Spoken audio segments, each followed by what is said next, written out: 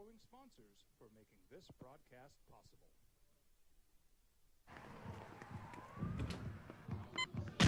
These are more than just the sounds of a safe place to go after school. These are the sounds of interest being ignited and of mentors making an impact.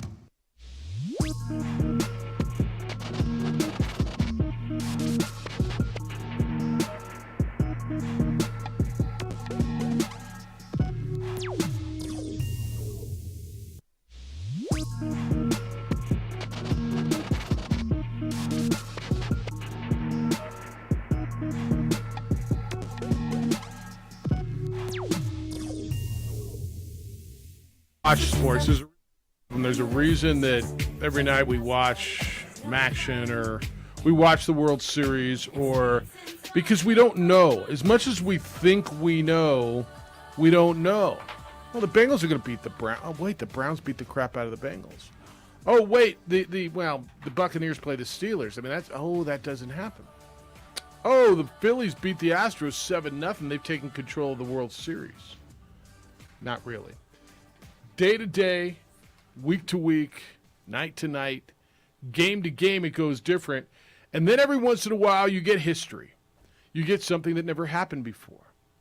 That's what you got last night in the World Series. A combined no-hitter in the World Series for the first time ever. We may never see a guy throw a full-game no-hitter anymore in the World Series on pitch counts. But boy, did we get something special last night as Christian Javier was spectacular. The World Series is even at 2 games apiece after a 5-0 Astros victory over the Phillies. Good morning to you. Happy Thursday. And thank you for opting to be with us this morning on the opening drive. Jeff Symbieta and J.J. Buck. Good morning. Good morning. How you living? You all right? So you were out at soccer? I mean, you didn't see a lot of scoring there.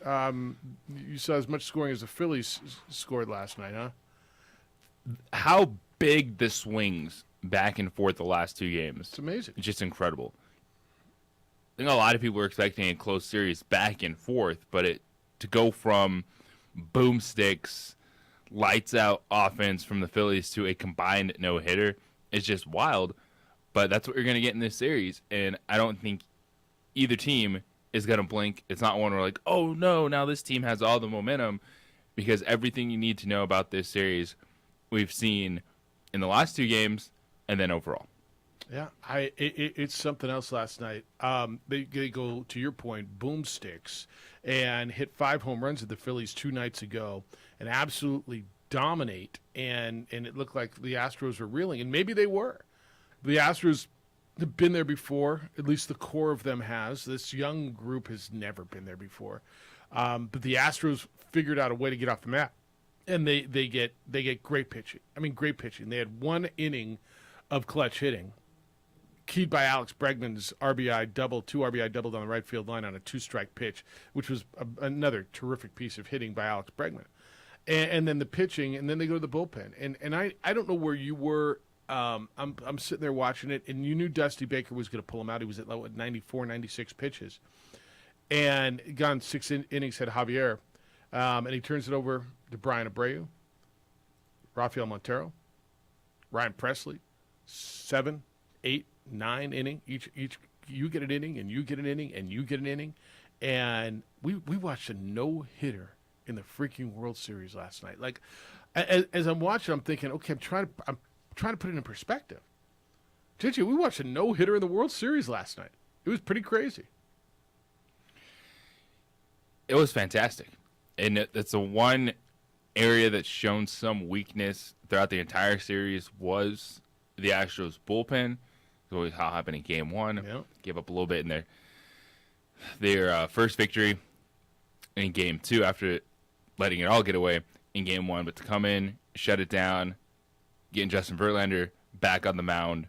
But this series is wide open. That's why I was looking at it. I'm like, man, this just feels like 7 games. It's kind of cool. I had called the Astros in 6. I think you called Astros in 7. Where were you on this? I was same with the Astros in 6. Yeah. Good morning to you, by the way. How you living? I'm doing great. How are you? Yeah, bright-eyed and bushy-tailed and ready to excel. That's nice of you to ask. Thank you. All right, get in today. 505-246-0610. World Series last night. Just insane pitching. And you listen to the post game, and catcher for the Astros. Why am I forgetting his name? Vasquez? Thank you. Said it was the best fastball he's ever seen. And the analysts were going, well, it's only coming in at like 93, 94. I say only. But in today's big league baseball, I mean, that's not insanely fast. But they started talking about the spin rate and the rise on it, and you start looking at it. What we watched last night was something special. So you can get in on that, and we got ourselves a series. Guest list today. What day is today? Thursday. Jerry Palm's going to be with us. Looking forward to catching up with Jerry. First college football playoff rankings are out. We talked a lot yesterday about where TCU was and who was ahead of them and what the rankings look like and why Clemson was at 4. And so we'll talk to Jerry and get his thoughts and have him walk us through it. I think we all were on the same page on Tennessee being number 1, right? Yes. At least in this first week. And then if that, see what happens with Georgia this week. And if they fall, they fall. But they had earned number 1 this week. So we were all there on that. But looking forward to having that conversation. 8:30 this morning, CBSSports.com's Jerry Palm will be with us. And you can get in on that. You were out last night, and the Lobo women's soccer team, the defending champions, the hosts of the Mountain West Conference tournament, had their season end a 0-0 draw with San Jose State. It went to a shootout after scoreless overtime, and it was San Jose State who will move on to play Wyoming here in Albuquerque for the chance to go to the NCAA tournament. The story of the season for New Mexico. Just another heartbreaking loss where you're controlling possession, you're creating opportunities, you're putting shots on goal. You just could not finish. You could not get over the finish line. It's happened far too many times for this team this season, and they're sitting there 9 shots on goal to 1 shot on goal, and overall 30 attempts. So they're firing off shots. They're getting into the box. They're throwing corners in there. I think that 13 corner kicks in the game, and just could not finish. And again, they had a moment on the south end of the field in overtime, the first overtime, following a corner kick. Shot goes in off the underside of the crossbar, bounces out. And that's just the story of the season for the Lobos in this group that battled all year long, and just once you get it goes to PKs, it's a coin flip. And San Jose State, when they realized how close they were, and they started sitting on the ball, started taking their time, just playing it out. Defense was holding, and you get to PKs and anything can happen. And fortunately, Lobo's first penalty attempt was saved, and you could just kind of feel it right there. Like, this is not going to be their night. There's no chance they're getting an at-large, correct? That is correct. Yeah, so this is it. And there's no NIT for them. I mean, that's it. Disappointing because it's a game where, and I'm not going to sit here and tell you I watched it because I didn't, that from every account that I've read and heard, they absolutely dominated the match, right? 30-2 in shots, 9-1 shots on target. I mean, everything except for the 2 that didn't go in the shootout. And they didn't have anyone that could find the back of the net. Yeah. It's a bummer of a way to end this whole thing for those seniors, senior class. Certainly the Lena Foundation, don't you think? And so where's that soccer program? I did you get a chance to talk to Heather afterwards? I did. Yeah. How was that? She was crushed for her players. The ones that have won multiple championships, regular season and tournament championships over the last few years have raised expectations to where that's been no doubt the preseason favorite in the conference the last couple of seasons. Tremendous players. And this is going to be, of this recent run next year, the toughest test. Because Jaden Edwards, gone. Your 2 center backs have started like every game in the past 3 years. No. They're gone. So we'll see what she and the coaching staff can do to keep this program at that level. And you're confident she stays? Relatively. Yes. Yeah. I mean, I think. Look, I know she's had so many offers to go, and I don't think she's the emotional type that says, "Gosh, we couldn't get over the hump this year. I'm gonna listen to some of these offers." I mean, she's had some really, really enticing ones and some good ones over the past. I think she stays. No, I think she does. I think what she's built here is terrific. She loses a hefty senior class. Yeah. There are 2 players fifth-year seniors that have almost started every game been on campus. Jalen Hinge, one of the defenders, has. Jaden Edwards is right on her heel. Just tremendous players, a lot of holes to fill, but we'll see how good this program is, what players they can try to bring in to fill that gap and keep it rolling. And, man, it was just the story of the season. That's all you can really say is what happened last night happened far too many times to this team all year long. All right. How was the crowd? Decent? Okay. Not great? Yeah. All right. Yeah. Yep. Chilly November night. World Series is on. There's a lot going on. No, I get it. All right. If you were there, I'd love to get your thoughts on that too. 505-246-0610, 888-922-0610. We're going to get through a lot of stuff today. There's a lot of NBA to talk about. Obviously, a bunch of NFL stuff to get through as we get set to start your NFL season tonight. Wait. Houston, Philadelphia? Philadelphia, Houston? Isn't that the World Series? Yeah, that's what you get tonight in the National Football League. When we return, the Aggies were on the floor last night. Men's basketball, Greg Hires' debut, an exhibition against Western New Mexico. How did that go? We'll let you know, give you some new names that you need to know about for New Mexico State, as they think they put together a heck of a team down there. 505-246-0610. It's the opening drive on 95.9 FM and AM 610, the Sports Animal.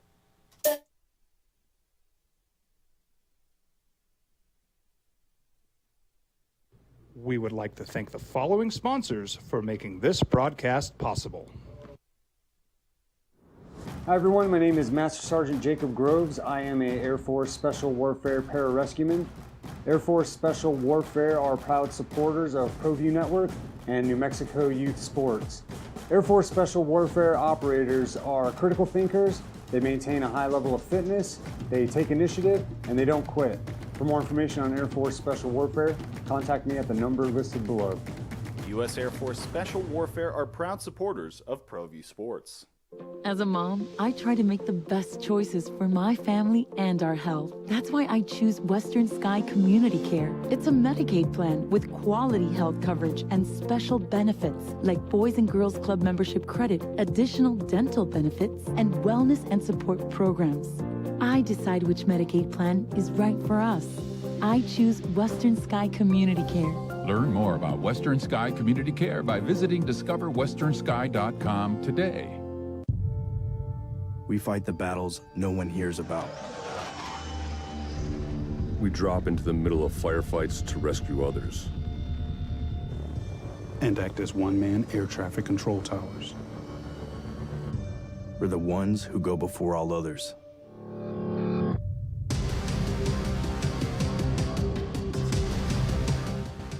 U.S. Air Force Special Warfare are proud supporters of ProView Sports.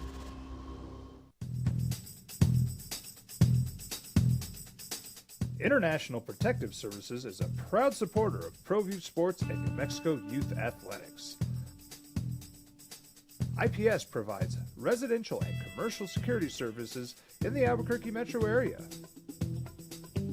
For more info, please call 505-897-2420 or visit internationalprotectiveservice.com. Well, I'm going to the frontier, walking to the cashier, order up a root beer and a number one. Cover it with green stuff, one scoop is not enough. Find a booth is real tough, back by the Duke. Meet my family, meet my friends in the quirkiest restaurant I have ever been. All of Albuquerque's favorite spot, it's the Frontier Restaurant. The Frontier Restaurant is a proud supporter of ProView Networks. Don't sacrifice quality of flavor when you're in a hurry. Golden Pride offers ribs, fried chicken, green and red chili breakfast burritos, and Frontier Cinnabons. 4 great locations, or visit us online at goldenpride@abq.com. Golden Pride Barbecue Chicken and Ribs, proud supporter of ProView Sports Network. We would like to thank the following sponsors for making this broadcast possible.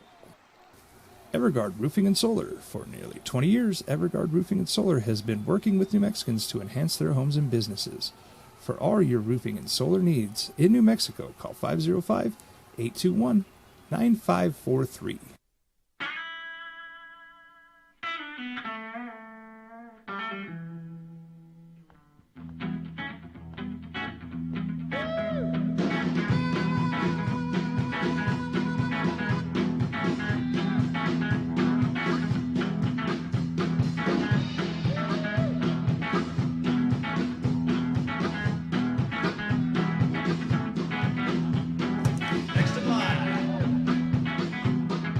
Rudy's is a proud supporter of ProView Networks.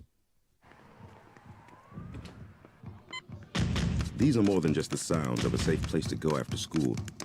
These are the sounds of interest being ignited and of mentors making an impact. At Boys and Girls Clubs, we don't do just one thing. We do whatever it takes to meet the needs of every kid who comes through those doors. Because whatever it takes is what it takes to build great futures. Great futures start here.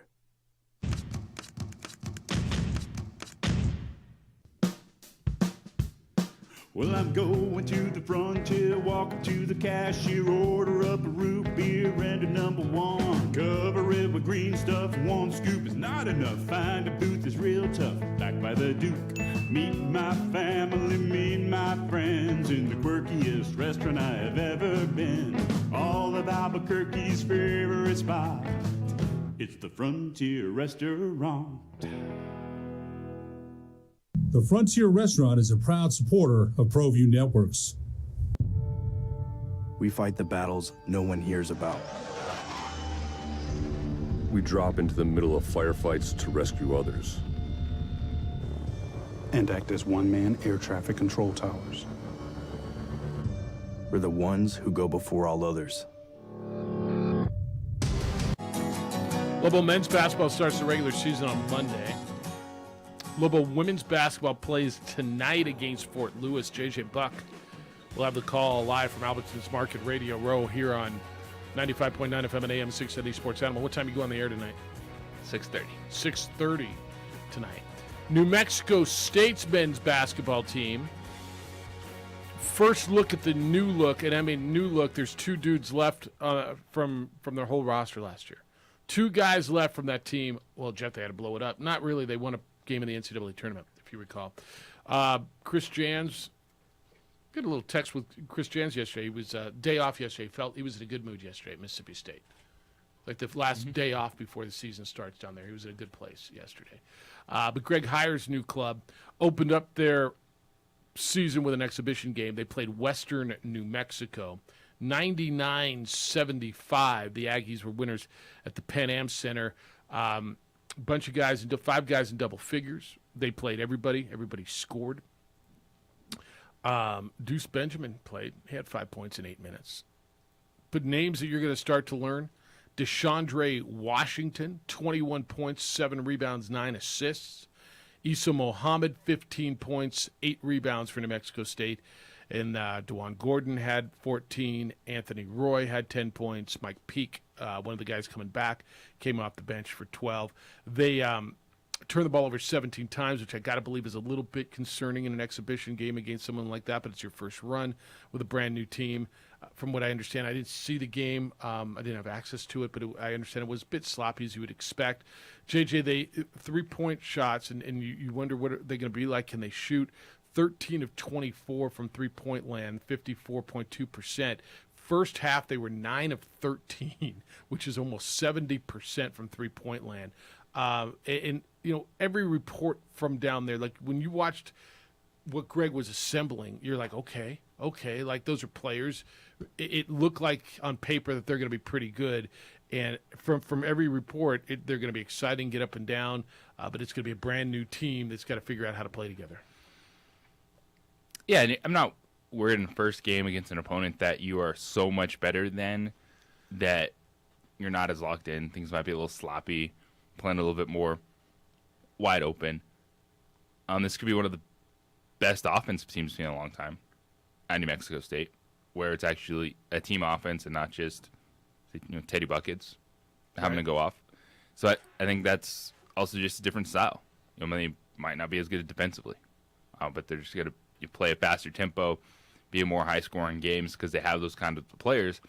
And you look at the three-point shooting, haven't seen a team that you feel has that many shooters in a while. And why am I blanking? What are the preseason newcomer of the year? LSU Missouri player. Why am I blanking his name? That would be my biggest question mark because he hasn't even been cleared by the NCAA yet. Right. He didn't play. Why am I? Yeah, absolutely blanking on I'm the blanking name. on it too. Yes. Sorry, Aggie fans. Yeah. For crying out loud, that's bothered me too. But when they get him back, when he does get cleared, Xavier Pinson. There we go. Thank you. Goodness gracious. All right, so they play Highlands next week. Monday to open up against Highlands. Then on Saturday they play UTEP, and the Saturday following they would play the Lobos, and then go to Vegas for the Vegas Invitational, play USD, and then whoever's on the other side. Lobos are back at it on Monday. They open up the season, and this will like we're in it now, boys and girls. Starting on Monday, you're at it, you're in it, and it's basketball season. So we get football on Saturday. We got 4 more football games, so another month worth of football. But as we hit next Monday, college basketball is here. Southern Utah in the pit on Monday, South Alabama on Friday, and then the next week they go to SMU and come home and play the Aggies. So you're in it right away, and it's kind of weird how quickly this, I don't know, you just dive into it, right? There's the exhibition game and bang, you got a game tonight, then you're on the road next week. Women are going. It's basketball season, isn't it? Hoops, scoops, and alley-oops. Yep. Southern Utah will be an interesting opener for Lobos on Monday, and then South Alabama, which is a team out of the Sun Belt Conference. And I'm going to get that call with Hunter Green on Friday night because Rob will be up with the football team at the Air Force Academy. So I get 2 calls this year. Kind of fired up about it. I mean, you know how fun that is. Lobos and Aggies on November 19th could be really, really good. Yes, be hyped for it. Just without seeing either team yet. I mean, you've seen more New Mexico. Do you think the Lobos are better than the Aggies this year? Just because the backcourt, especially early in the season, they play these games. This is not the first time I've said I wish these were league games, that they played late in the season when both teams have developed. Because I know we always sit here in December, we watch the games, and then when we sit around in late February, we go, gosh, they're so different. I'd like to watch the Lobos and Aggies play each other now. And especially when, New Mexico State's completely brand new. New Mexico's got so many new pieces, and that's just going to be the way college basketball is, I think, for the foreseeable future, if not forever, right? It's going to be so new. It's not the way it is. Like, you're going to get them in December and November, and that's just how it is. So that's why I would give the advantage to New Mexico right now, because there's some continuity, especially in the backcourt, because they played together, because there was a base for them. It's not completely new with a new coach like Greg Heyer is down there. But by the end of the season, I don't know who I think is going to be better. I would give the edge to New Mexico coming up here in a week and a half. Yeah, the first meeting at the pit, the Lobos should be favored. Or 2 weeks. In that game. Yeah. And then we'll see who we think will be favored in round 2. Yeah, and that's only 2 weeks after that. It'll be down there on December 3rd. I just look at it and I think, okay, I looked at the clippings. It's like how many Lobo players have come through here and they were going to be the greatest thing ever, and until you see them come down the ramp in a pair of shorts. But yeah, if you're doing future odds, it makes sense. You're going to say, all right, home favorite should be New Mexico. It's not going to be a big number. Well, it's not even just because it's home favorite.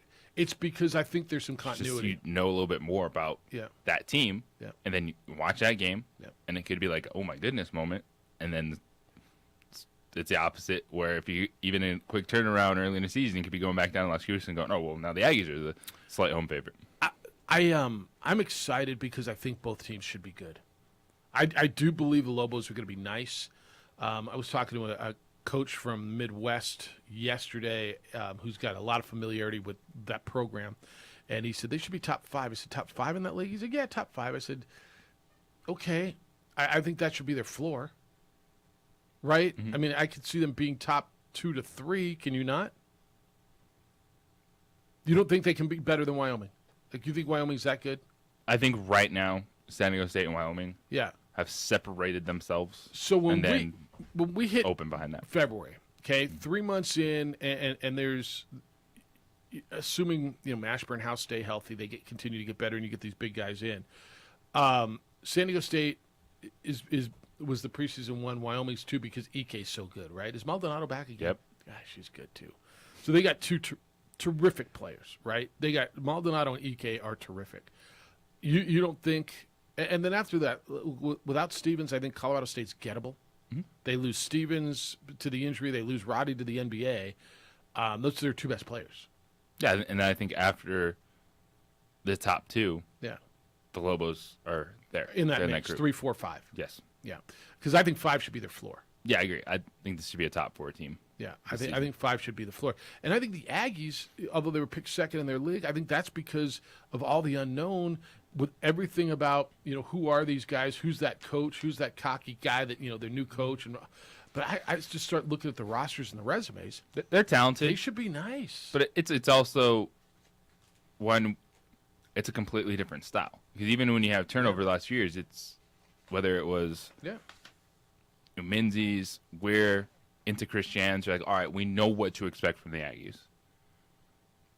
People don't know what Greg Hires Aggies are going to look like. Yeah, you think you do, but you really don't. No, I'm excited. And I know you are too. Aggie fan, your team played last night. I don't know how much you saw of it, but what do you expect? The floor probably should be 2 in the WAC also, right? I mean, 2. Grand Canyon, Team Talk A Lot was picked number 1. But what's today's date, the 3rd?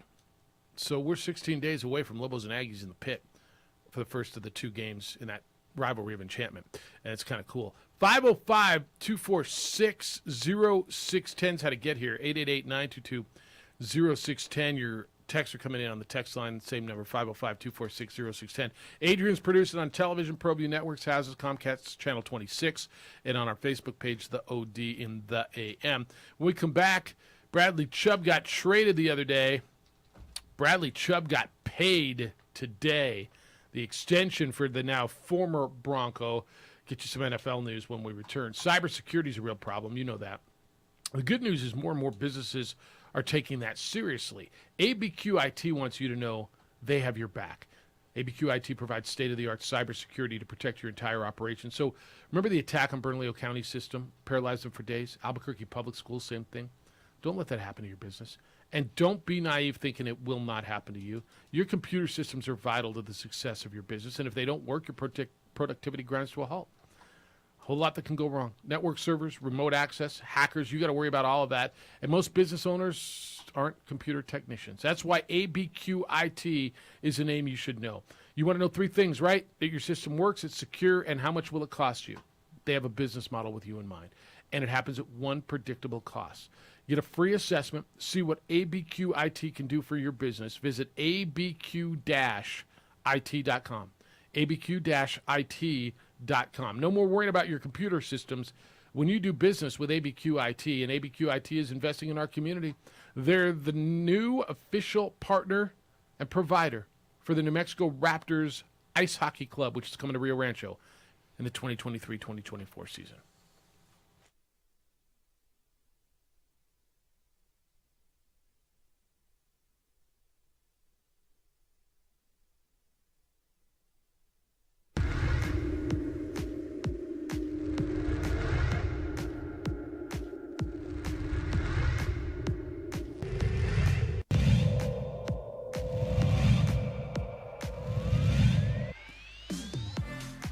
Cheshire will set Chris Moore one more time.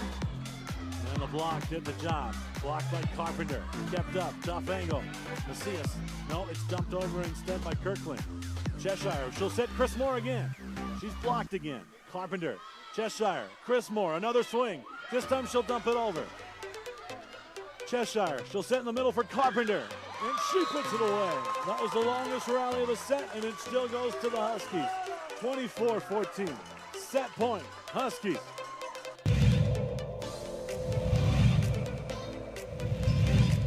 But it falls right to the feet of St. Pius. Opportunity here. Vaughn. Spinaroonie. Shot. Score. 1941. Leo Vaughn gets a second.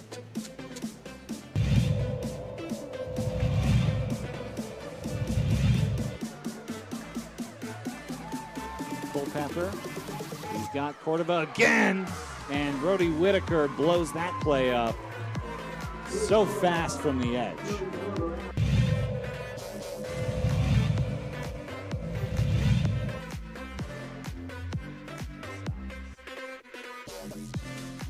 For Babinski shut up in a goal.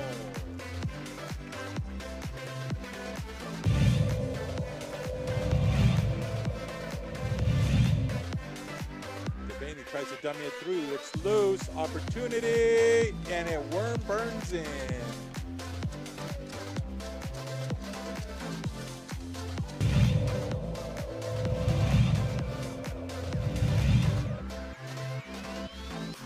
Cheshire will set Chris Moore. Yes! The freshman connects again.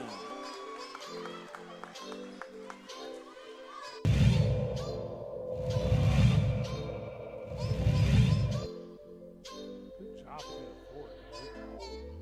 out in front. Okay, Rayner with the shots. We get another opportunity here. Canty Crowd, she's behind the goalkeeper. Out in front and goal! Okay, Rayner. She fights and she fights and she fights and she scores. Stop the clock for the official.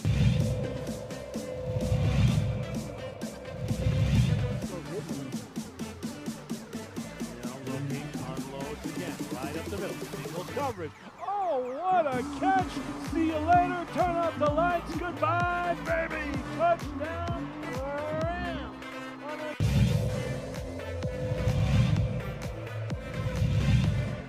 Pardon me for Lozano. This time, Culpepper. He's got a man. Caught. It's again Tommy Lopez. Lopez breaks a man. And Lopez not stopped at the 3 this time. Tommy Lopez. He's got a huge touchdown.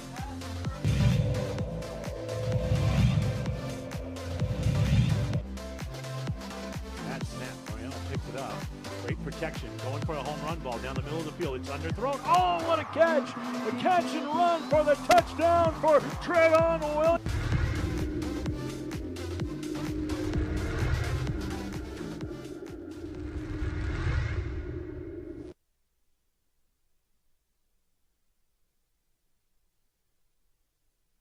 We would like to thank the following sponsors for making this broadcast possible. Hi everyone, my name is Master Sergeant Jacob Groves. I am a Air Force Special Warfare Pararescueman. Air Force Special Warfare are proud supporters of ProView Network and New Mexico Youth Sports. Text line says giving up 75 to Western New Mexico is nothing to brag about at all. I don't think anybody's bragging, do you? No. Gave you the score, said they should be exciting offensively. I don't think they bragged, did we? I mean, I promise you we didn't. What would have been acceptable, 55? 53. 0. Can't believe you let Western New Mexico score on you. I think it's more of the style you're going to see from the Aggies. More wide open. Yeah. I don't think, Greg Heyer, his style is like what you've been used to with Chris Jans over the last few years. Which I think is going to be welcome. I think they're going to be okay. Lobo fans, funny, you hate the Aggies so much. Yeah, you gave up 75 to Western. Okay. All right. I don't hear anybody bragging, do you? They won an exhibition game. It doesn't mean anything. 505-246-0610. All right. 2 days ago. Was it 2 days ago? When was the trade deadline? 2 days ago? Mm-hmm. So you saw a lot of movement. Bradley Chubb was one of the big names that got moved. He went from the Broncos to the Miami Dolphins. Dolphins got some draft choices, and they got Chase Edmonds. There's your backup running back this week, right? Play Chase Edmonds. No? Messy. Hasn't done anything. I mean, I know. That's why I dropped him. JJ needs a backup, number 2 running back this week. He needs an RB2. Should he go with Nyheim Hines, or should he go with am I airing your laundry on the air? That's fine. Or Jeff Wilson? Jeffrey Wilson. You think so? He gets indoctrinated quicker? Okay. Man, that's tough with those offenses because the bye week blues. The bye week blues. That should be a good song. Yeah, I think that's good. Dolphins upped Bradley Chubb. It took them, I don't know, less than 40 hours. 5 years, $110 million extension. Incentives can bring it up a little bit.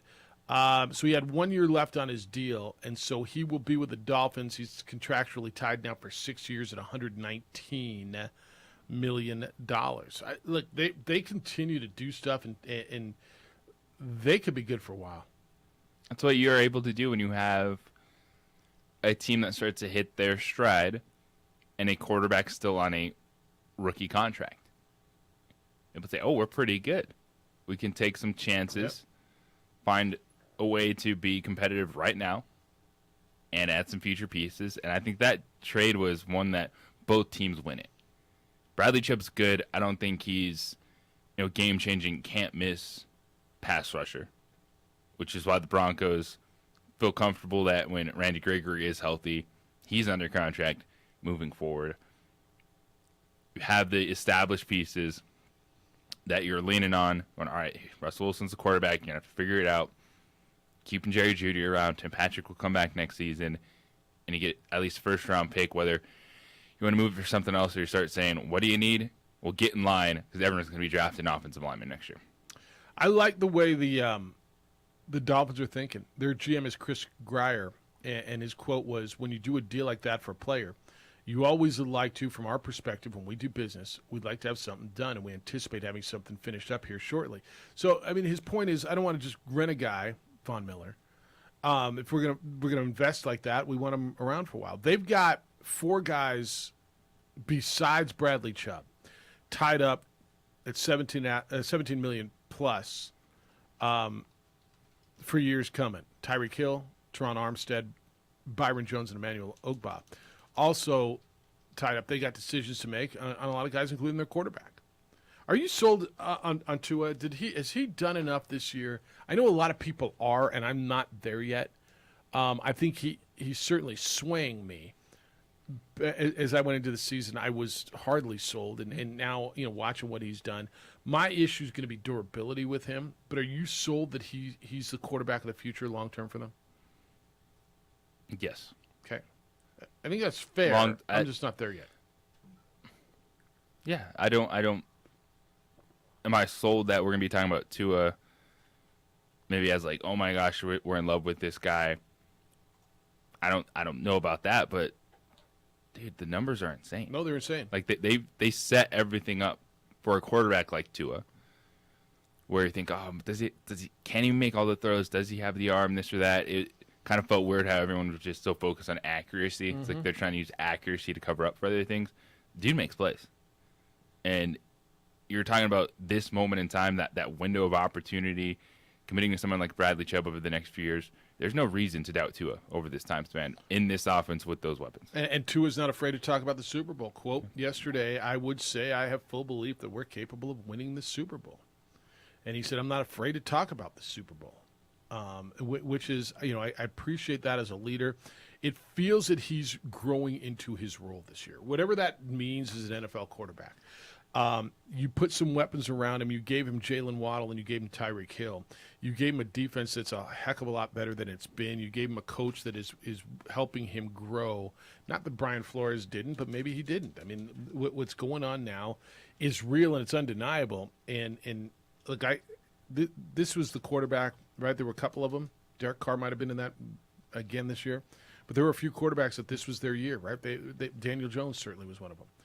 And Tua, he had to do something this year, and he has done it. He has improved. He has grown. He has won when he wasn't being slung around like a rag doll and broken.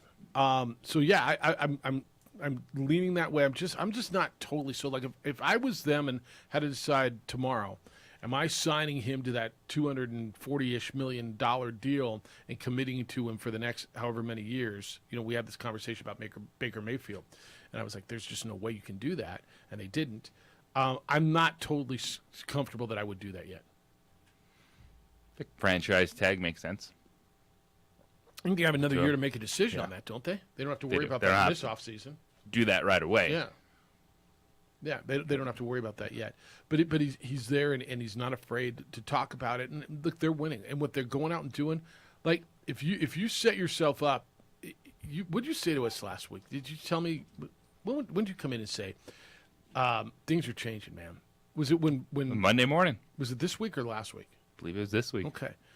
When you look at the standings and you see, the Jets are a playoff team and the Giants are a playoff team and the Seahawks are in first place, and you just start looking around and things are changing. Yeah, things are changing. Cincinnati Bengals went to the Super Bowl, for crying out loud. If that didn't tell you things are changing, nothing else is going to ever tell you that. But the Packers may not be a playoff team. Tommy may not be a playoff quarterback this year. Atlanta is in first place. Yeah, things are changing. And you start looking towards the future, and you say, who's got a bright future? The Jets seem to have a pretty bright future. If they can figure out that quarterback thing, and you look every other piece around them, they're pretty dang good. The Jets are. The Dolphins. The AFC East. Yeah. Where are you guys on the Chargers these days? The Chargers have been so... We know where you are, Jeff. No. They've been so quiet. It scares me a little bit. Like, we haven't talked about the Chargers. They had a bye week in there, and they probably beat the Texans somewhere in there, so it just doesn't matter. But this was going to be that roster, right? Because I think there's going to be a push in the Chargers. I think they're going to start winning some games. I started looking at their schedule, and so I think the Chargers are going to make noise. I got to believe, look, their quarterback got hurt in that first Thursday night game, right, where he hurt his ribs. Yes. But they got to, you look at it, they got a schedule coming up. They're playing the Falcons, who are in first place. The 49ers were good. The Chiefs were good. And then they go Cardinals, Raiders, Dolphins. Like, where are you guys on them? It's a team that we can't believe in anymore. Because of their coach. Not necessarily just because of their coach. Although partially because of their coach. It's a factor, yes. But they're the team that's always the what if. Yeah. Oh, if only if they're healthy. If only if they're that. Well, they're not the only team that gets hurt. But they're the only team that gets hurt and then falls off the face of the earth. Because you're looking around. Justin Herbert, Austin Eckler, Keenan Allen, Mike Williams, Derwin James, Bosa. You traded for Khalil Mack. Mm-hmm. Mike Williams is hurt. Keenan Allen said he went back and played last week, had a setback again. So, you drafted him third round of your fantasy draft, and you're holding him every week because he's supposed to play every week, and he may never play again. But he's frustrating. No, I partially because of their coach. And then we're here again. Yeah, we're here again. What if with this team? Again because of injuries. What I tell you? Yeah. I still think they make some noise, but I've heard, 8 teams people tell me about in the AFC before they get to the Chargers. You're going to tell me Bills and Dolphins and even Jets and Ravens and Bengals and nothing in the South and the Chiefs. I mean, you're rattling off a whole lot of names before you get to the Chargers in the AFC, aren't you? Yeah. Like, I want to take the Chargers over the New York Jets. Chargers were the sexy preseason Super Bowl pick out of the Here AFC. we are again. Yeah. A roster full of what ifs. Yeah. They can't put it together. Yeah. No, I'm with you. And it's make or break for their coach. You look through that AFC West, one coach is secure, right? One. Andy Reid. One. Josh McDaniels is like, what are we doing? Nathaniel Hackett is, what have we done? and Brandon Staley is, what the hell did you do? Yes. Different forms. It's like conjugating verbs. What have we done? What did you do? What are we doing? Conjugate the verbs for the AFC West coaches. But it's exactly what it is over there. And then you got Andy Reid just going, I'm glad I'm in this division. You guys all told me how tough it is. I'm beating the hell out of it. 505-246-0610. We're going to talk college football at 8:30 this morning. Jerry Palm from CBSSports.com is going to be with us. Looking forward to that. When we come back, Gonzaga basketball to the Big 12? It's the opening drive on 95.9 FM and AM 610, the Sports Animal. This report is sponsored by...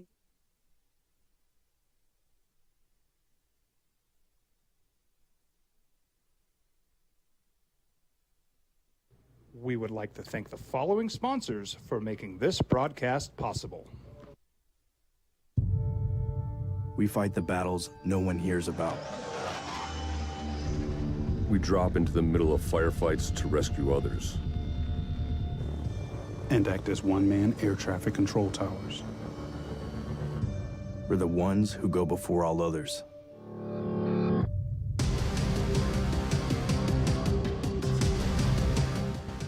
U.S. Air Force Special Warfare are proud supporters of ProView Sports. Hi everyone, my name is Master Sergeant Jacob Groves. I am a Air Force Special Warfare pararescueman. Air Force Special Warfare are proud supporters of ProView Network and New Mexico Youth Sports. Air Force Special Warfare operators are critical thinkers. They maintain a high level of fitness, they take initiative, and they don't quit. For more information on Air Force Special Warfare, contact me at the number listed below. U.S. Air Force Special Warfare are proud supporters of ProView Sports.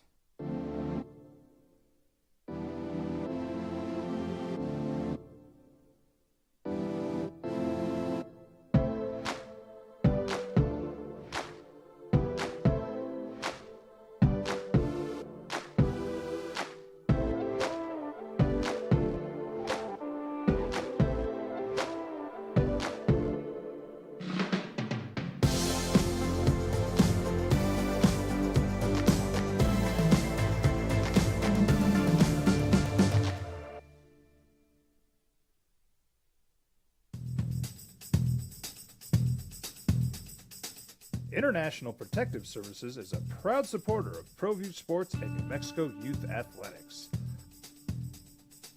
IPS provides residential and commercial security services in the Albuquerque metro area. For more info, please call 505-897-2420 or visit internationalprotectiveservice.com. Dream style stucco. Stucco is the way to go. A Southwest tradition, beautiful and durable. The perfect combination. Your favorite color, your favorite texture. You're gonna love it when they put it all together. Through any weather, nothing looks better. From the smooth to the rough, they really know their stuff. Nobody does stucco like Dream style stucco. We would like to thank the following sponsors for making this broadcast possible. For your business or your home, Valley Fence stands alone. We're number one in New Mexico for a reason. It's the best fence you can own. Proudly serving New Mexico for over 50 years. At Valley Fence, the difference is clear. No fence too big, too small, or difficult. We handle them all. As a mom, I try to make the best choices for my family and our health. That's why I choose Western Sky Community Care. It's a Medicaid plan with quality health coverage and special benefits like Boys and Girls Club membership credit, additional dental benefits, and wellness and support programs. I decide which Medicaid plan is right for us. I choose Western Sky Community Care. Learn more about Western Sky Community Care by visiting discoverwesternsky.com today. Don't sacrifice quality of flavor when you're in a hurry. Golden Pride offers ribs, fried chicken, green and red chili breakfast burritos, and Frontier Cinnabons. 4 great locations, or visit us online at goldenpride@abq.com. Golden Pride Barbecue Chicken and Ribs, proud supporter of ProView Sports Network.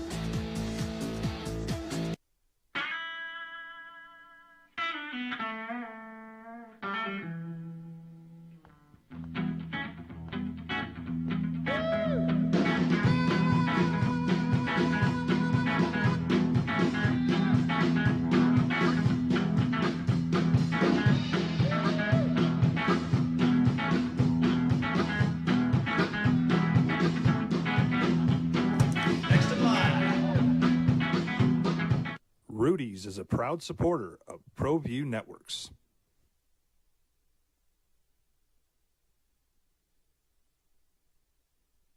We would like to thank the following sponsors for making this broadcast possible.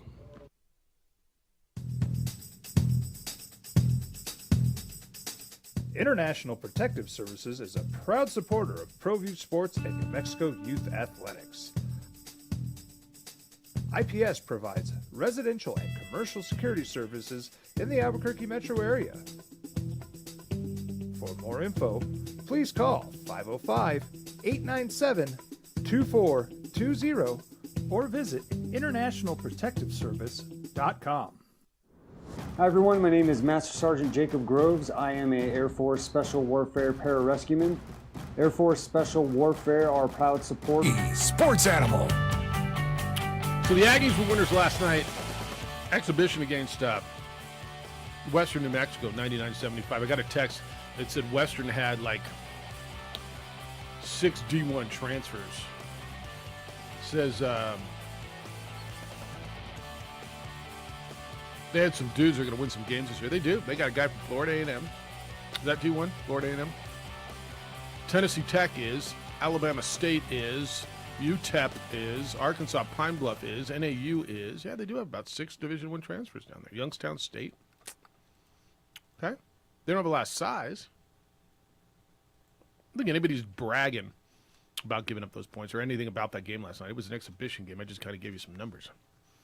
505-246-0610. All right, big news in college basketball potentially. JJ, what was it about 3 years ago? There was this talk about Gonzaga joining the Mountain West Conference. And Gonzaga joining the Big East. Gonzaga going to the American. That was when Wichita State went to the American, remember?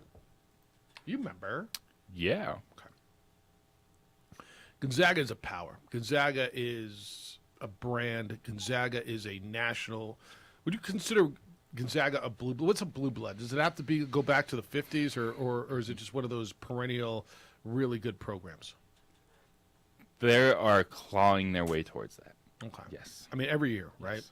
All right. And Gonzaga's doing it. What Mark Few did, they started up there years ago with Dan Mullison, who's now at Long Beach State. And Mark Few's been there 20 years and try to position Gonzaga for whenever it is that he retires. He wants him to be in a good place. So their athletic director, Gonzaga's did.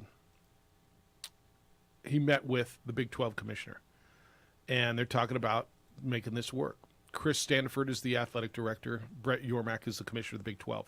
They met in a hotel in Frisco, Texas. The Zags were down in Texas playing Tennessee in one of those closed-door scrimmages. And so the Big 12's open to it. Now, what does it look like? Who else would go? What does it mean? All I know is whatever league Gonzaga might join makes television rights a hell of a lot more valuable for that league. Not because Spokane is a great market, but because that is a hell of a brand. And it makes your league better. And you start thinking of Big 12 basketball, yep, they're losing Oklahoma and they're losing Texas. But you start thinking about Kansas and Baylor and BYU and Houston. Throw Gonzaga in there. Iowa State. Kansas State. That's a hell of a basketball league, isn't it? It is. This is, I guess they've been talking to the Pac-12 as well. I think everybody should be talking to Gonzaga. The Big East is talking to them. The Big East is talking to them as well. Now, I think they fit better in the Big 12. If you had your choice now, if you're Gonzaga and you know where you are geographically, and I don't know if that matters to you, and I'm going to assume this is an all-sport. In any story I could not find, I'm going to assume this is an all-sport conversation, right? This is for softball and volleyball and everything else that they play baseball, not just basketball. Okay, there's no football here with Gonzaga. But where would you rather play your basketball? You want to play against Creighton and St. John's and Villanova, or do you want to play against Kansas? And I mean, it's not a gimme conversation as far as competition, and none of the travel is easy. But you're also not necessarily looking at as big of a check as USC and UCLA are looking at to go all into the Big Ten. That's right. So if you're Gonzaga, you're like, yeah, Big 12. But this makes so much sense for Gonzaga because now they're pitting everyone against each other. It's out there. Everyone in the know knows this is going on. But when it hits the mainstream, Gonzaga can sit back and go, all right, boys and girls, what are you offering us? Is there another domino to this? So I say this to you, And for the first time, we're looking at a conference expansion. That's not the first time. This will be the second time. Wichita State going to the American would be the other one. Okay? That is not about football. Okay? First time you're going, whoa, we're adding this is absolute basketball. Okay? Mountain West should have done this 10 years ago, by the way. I agree with that. But on the Big 12, does San Diego State interest me too? They bring a decent football brand. They bring Southern California. They bring, while not the Gonzaga basketball brand, one of the 4 best programs on the West Coast in the last decade. Something like this could allow them to creep into the conversation. And I've heard whispers of that too. I want to continue with this conversation. Gonzaga to the Big 12, or Gonzaga to somewhere, sure as hell feels like it's going to happen now. Talk to Jerry about it coming up at 8:30 this morning. Jerry Paul from CBSSports.com will be with us. What does that mean? What do you think? And I hear you, Lobo fan. Well, wait a minute. What about us? What about you? It's the opening drive on 95.9 FM and AM 610, the Sports Animal.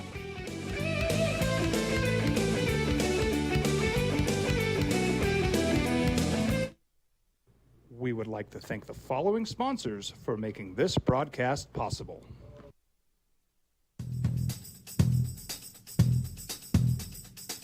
International Protective Services is a proud supporter of ProView Sports and New Mexico Youth Athletics.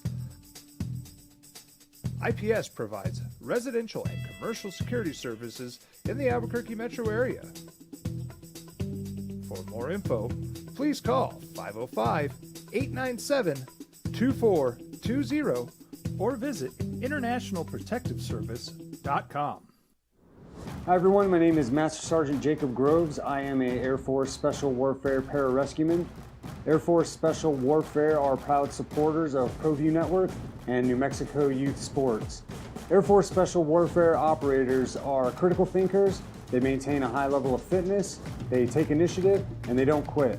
For more information on Air Force Special Warfare, contact me at the number listed below. U.S. Air Force Special Warfare are proud supporters of ProView Sports. As a mom, I try to make the best choices for my family and our health. That's why I choose Western Sky Community Care. It's a Medicaid plan with quality health coverage and special benefits like Boys and Girls Club membership credit, additional dental benefits, and wellness and support programs. I decide which Medicaid plan is right for us. I choose Western Sky Community Care. Learn more about Western Sky Community Care by visiting discoverwesternsky.com today. We fight the battles no one hears about. We drop into the middle of firefights to rescue others. And act as one-man air traffic control towers. We're the ones who go before all others.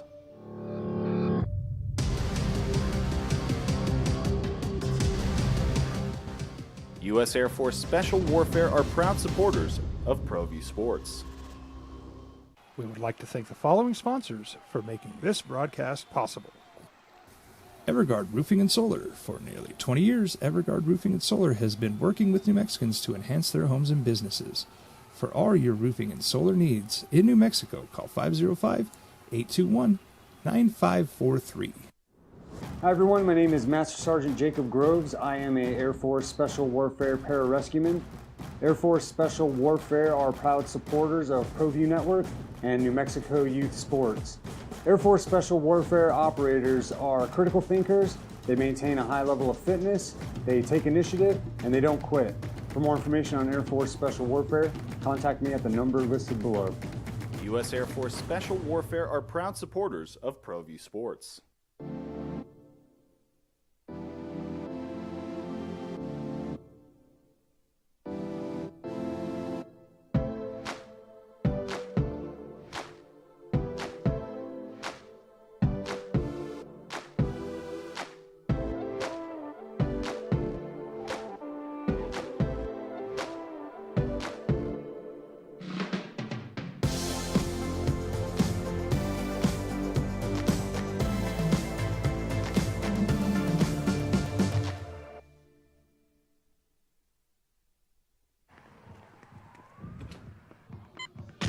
These are more than just the sounds of a safe place to go after school.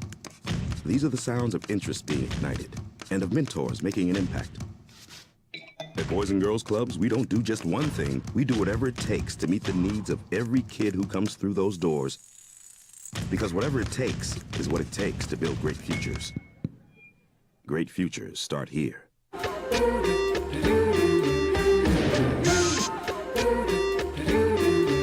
Now, voted the best sports show in New Mexico for 5 years running. This is The Opening Drive with 3-time New Mexico Sportscaster of the Year, Jeff Symbieta, and JJ Bond. By the way, we did see a no-hitter in the World Series last night, didn't we?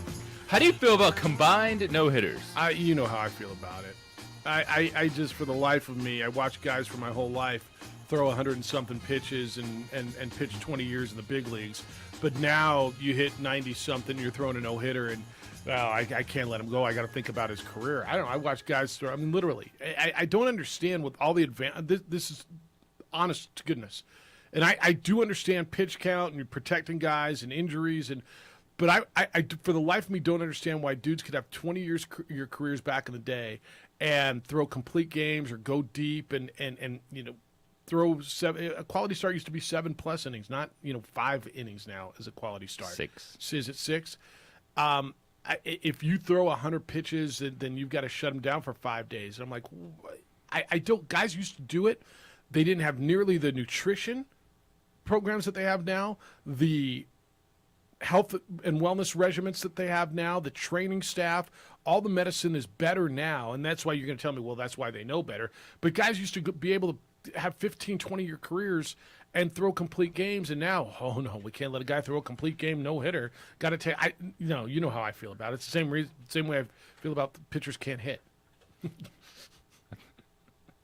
How do you feel about it? I mean, you want me to tell you what I really think? Well, because there's a lot of baseball people that are like, stop saying combined no-hitter. It's not such a thing. Who knew? Well, what do you call it then? That's what it is. Like, what do you call? Give me a better word. They're like, how dare this be compared to the other no-hitters in postseason history that were done by one pitcher? So do you not acknowledge it as a no-hitter? It's what happened. Do you call it a staff no-hitter? Yeah. I don't think it's taken away from the no-hitter. Well, non-combined. it's always more. No, you're right. You're right. It's not the Don taken Larson away. thing is still the most amazing thing ever. The guy threw a perfect game in the World Series in 1954, whatever. Yeah. And Roy Halladay threw a no-hitter in a playoff game. It doesn't take away from that. You're 100% right. But do you not acknowledge that a no-hitter was thrown? I mean, the staff yes. threw a no-hitter. Yes. I haven't heard. So who's upset about that?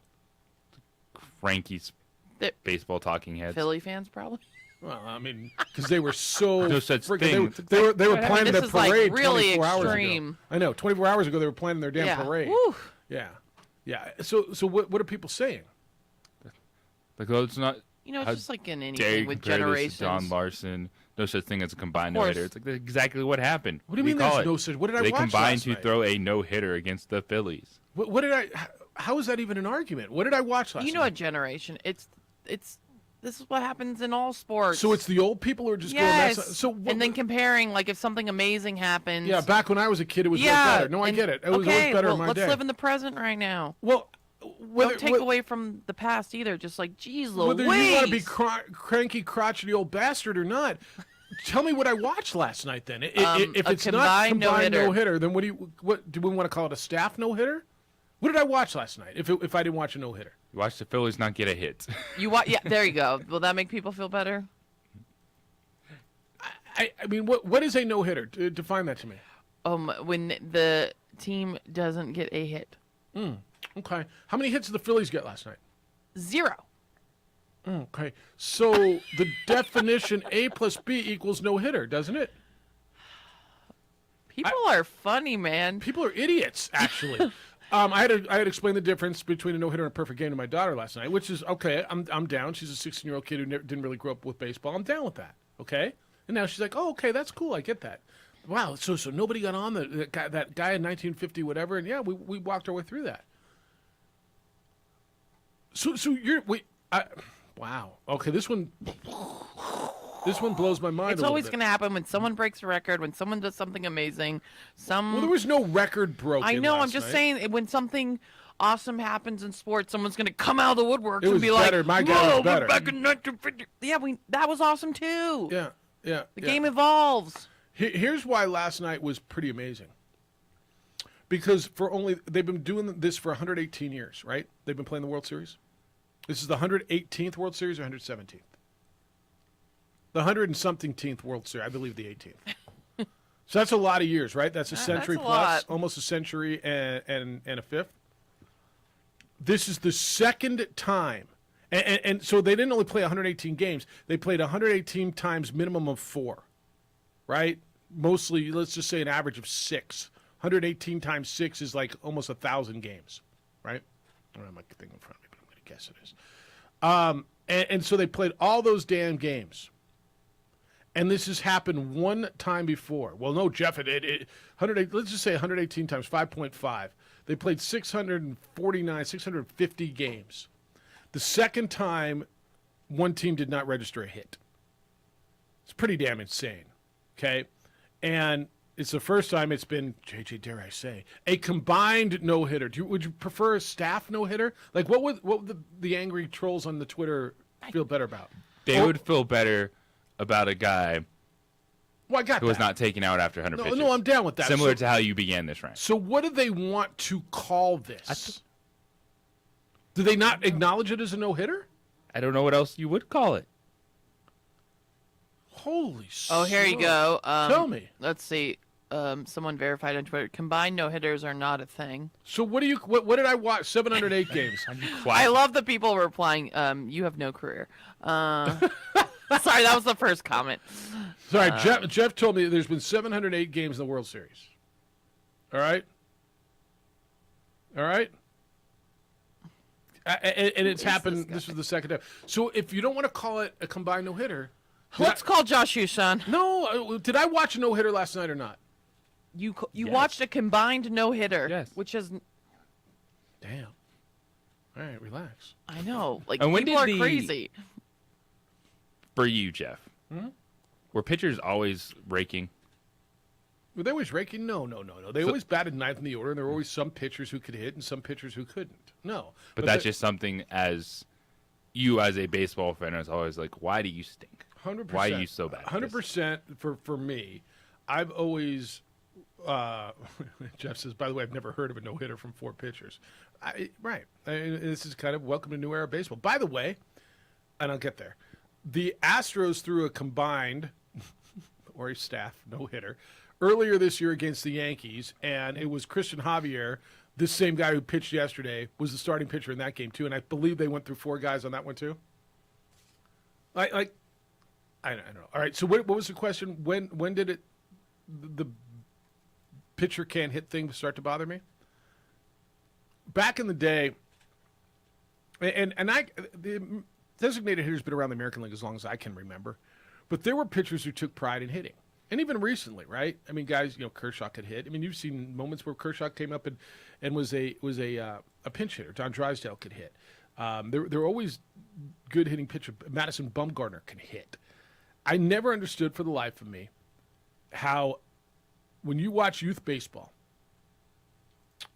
your best pitcher was almost always your best hitter. Like your best player. You watch the Little League World Series and that kid who's their stud pitcher is their best hitter. And at what point all of a sudden now you're telling me he's got a pitch, he can't hit anymore. Everybody else has a job. First baseman plays first base, the catcher catches, but they all hit. But for some reason the pitcher who plays once every 4 or 5 days can't also do what everybody else does and play baseball. I just never understood it. And it was a protection thing. You got to protect the pitcher. You got to protect his arm. But I mean, you're a baseball player. Everybody else plays a position and hits except for that. And I don't know if that's something that guys want to do. And then here comes Ohtani, and I'm like, that's that dude in Little League. The best player on the team is their best pitcher, and it's their best hitter, and that's that dude we all grew up It's also Little League baseball. And now I'm watching it in the big leagues.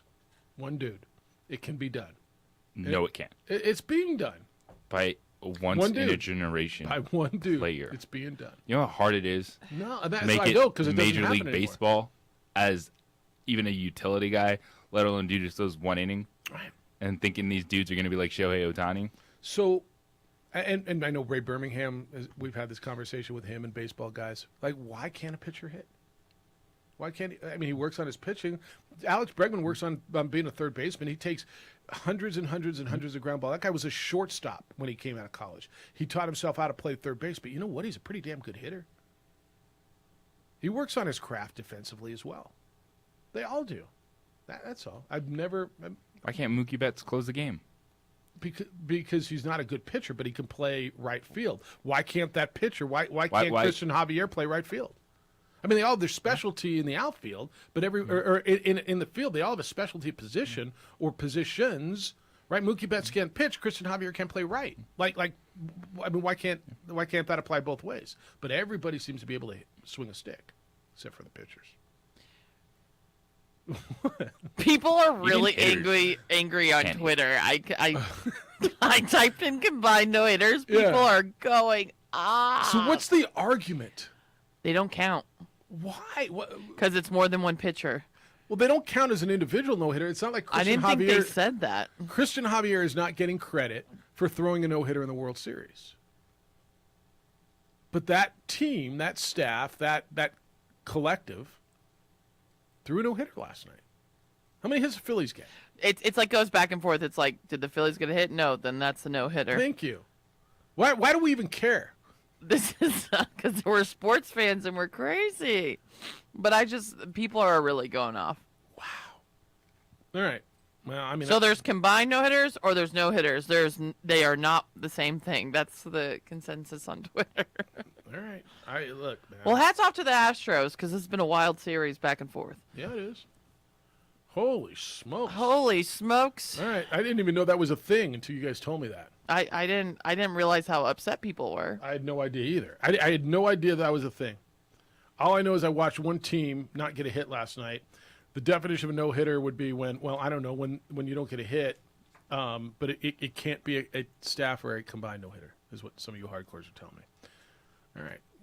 Live what you want to live. Who's your home run king? Is it Barry Bonds or is it Roger Maris or is it Aaron Judge or is it Hank Aaron or is it whatever? Live in your world. I don't care. All right, when we come back, I want to get more into this Gonzaga and this basketball talk. Oh, by the way, JJ, Gonzaga opened up their exhibition season last night. They played Warner Pacific, of the NAIA school. They gave up 70 points. I mean, that's nothing to brag about. I'm a Lobo fan. 101-70. How? I mean, where's my text? What did the Aggies give up last night? 75 to Western, and the text line says giving up 75 is nothing to brag about to Western. All right, Gonzaga gave up 70 to Warner Pacific. You couldn't even tell me what state it's in, let alone who Warner is, and if they're close to the Pacific. Nor could I, by the way. I mean, that was your reaction to the whole thing. All right, 505-246-0610 at the bottom of the hour, which will be 8:30. We are going to talk with Jerry Palm from CBSSports.com. Are you sick and tired of living with that constant pain? If you've got pain, I know you are, knees, back, wherever it is, joint pain doesn't just keep you from doing what you love. Joint pain affects your job. It affects your relationship. Even simple things like getting dressed can be an issue. Time to call QC Kinetics. QC Kinetics uses advanced regenerative medicine to restore and repair damaged joint tissue, and it gives you your life back. So hips, shoulders, elbows, they can all be treated with natural biologics from your own body. Powerful healing agents, highly concentrated. So if you are tired of steroid shots that don't work, or if you're trying to avoid surgery or drugs, call QC Kinetics now. Schedule your free consultation. Learn about these exciting, cutting-edge treatments for pain caused by arthritis or even injury. No drugs, no pain meds, no downtime, no surgery. It's all natural treatment. It gives you lasting relief, and people are raving about the results. Call now. Appointments are available. Get them at 505-226-8688. 505-226-8688. That's QC Kinetics at 505-226-8688.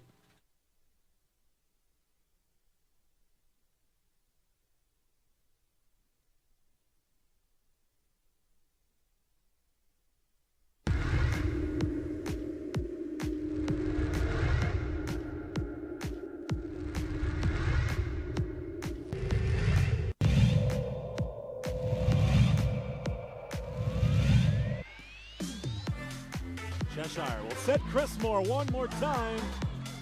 And the block did the job. Blocked by Carpenter. Kept up. Tough angle. Macias. No, it's dumped over instead by Kirkland. Cheshire. She'll set Chris Moore again. She's blocked again. Carpenter. Cheshire. Chris Moore. Another swing. This time she'll dump it over. Cheshire. She'll set in the middle for Carpenter. And she puts it away. That was the longest rally of the set, and it still goes to the Huskies. 24-14. Set point. Huskies.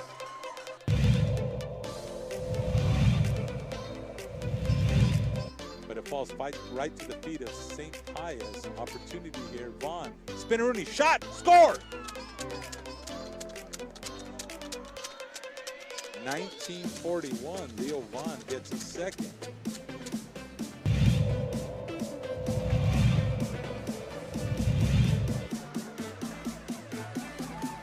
Culpepper. He's got Cordova again. And Brody Whitaker blows that play up so fast from the edge.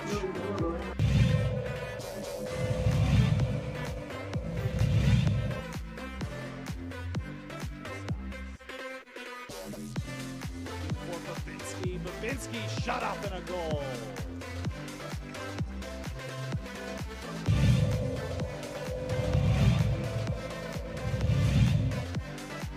Devaney tries to dummy it through. It's loose. Opportunity. And it worm burns in.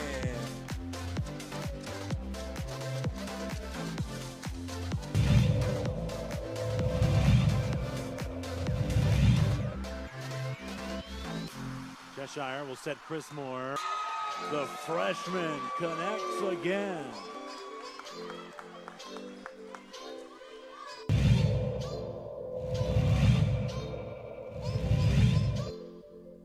Good job playing forward.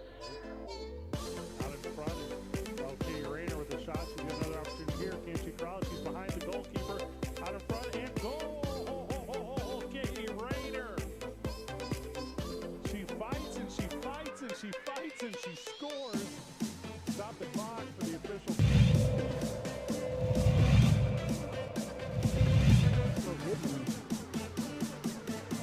Looking, unloads again, right up the middle. Single coverage. Oh, what a catch! See you later. Turn up the lights. Goodbye, baby. Touchdown. Ram.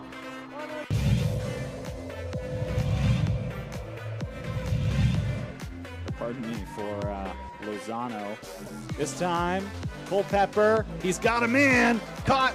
It's again Tommy Lopez. Lopez breaks a man. And Lopez not stopped at the 3 this time. Tommy Lopez. He's got a huge touchdown.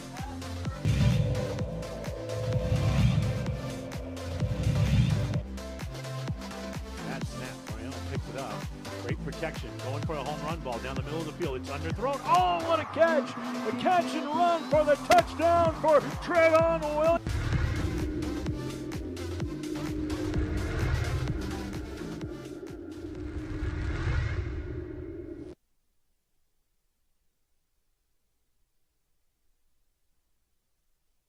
We would like to thank the following sponsors for making this broadcast possible.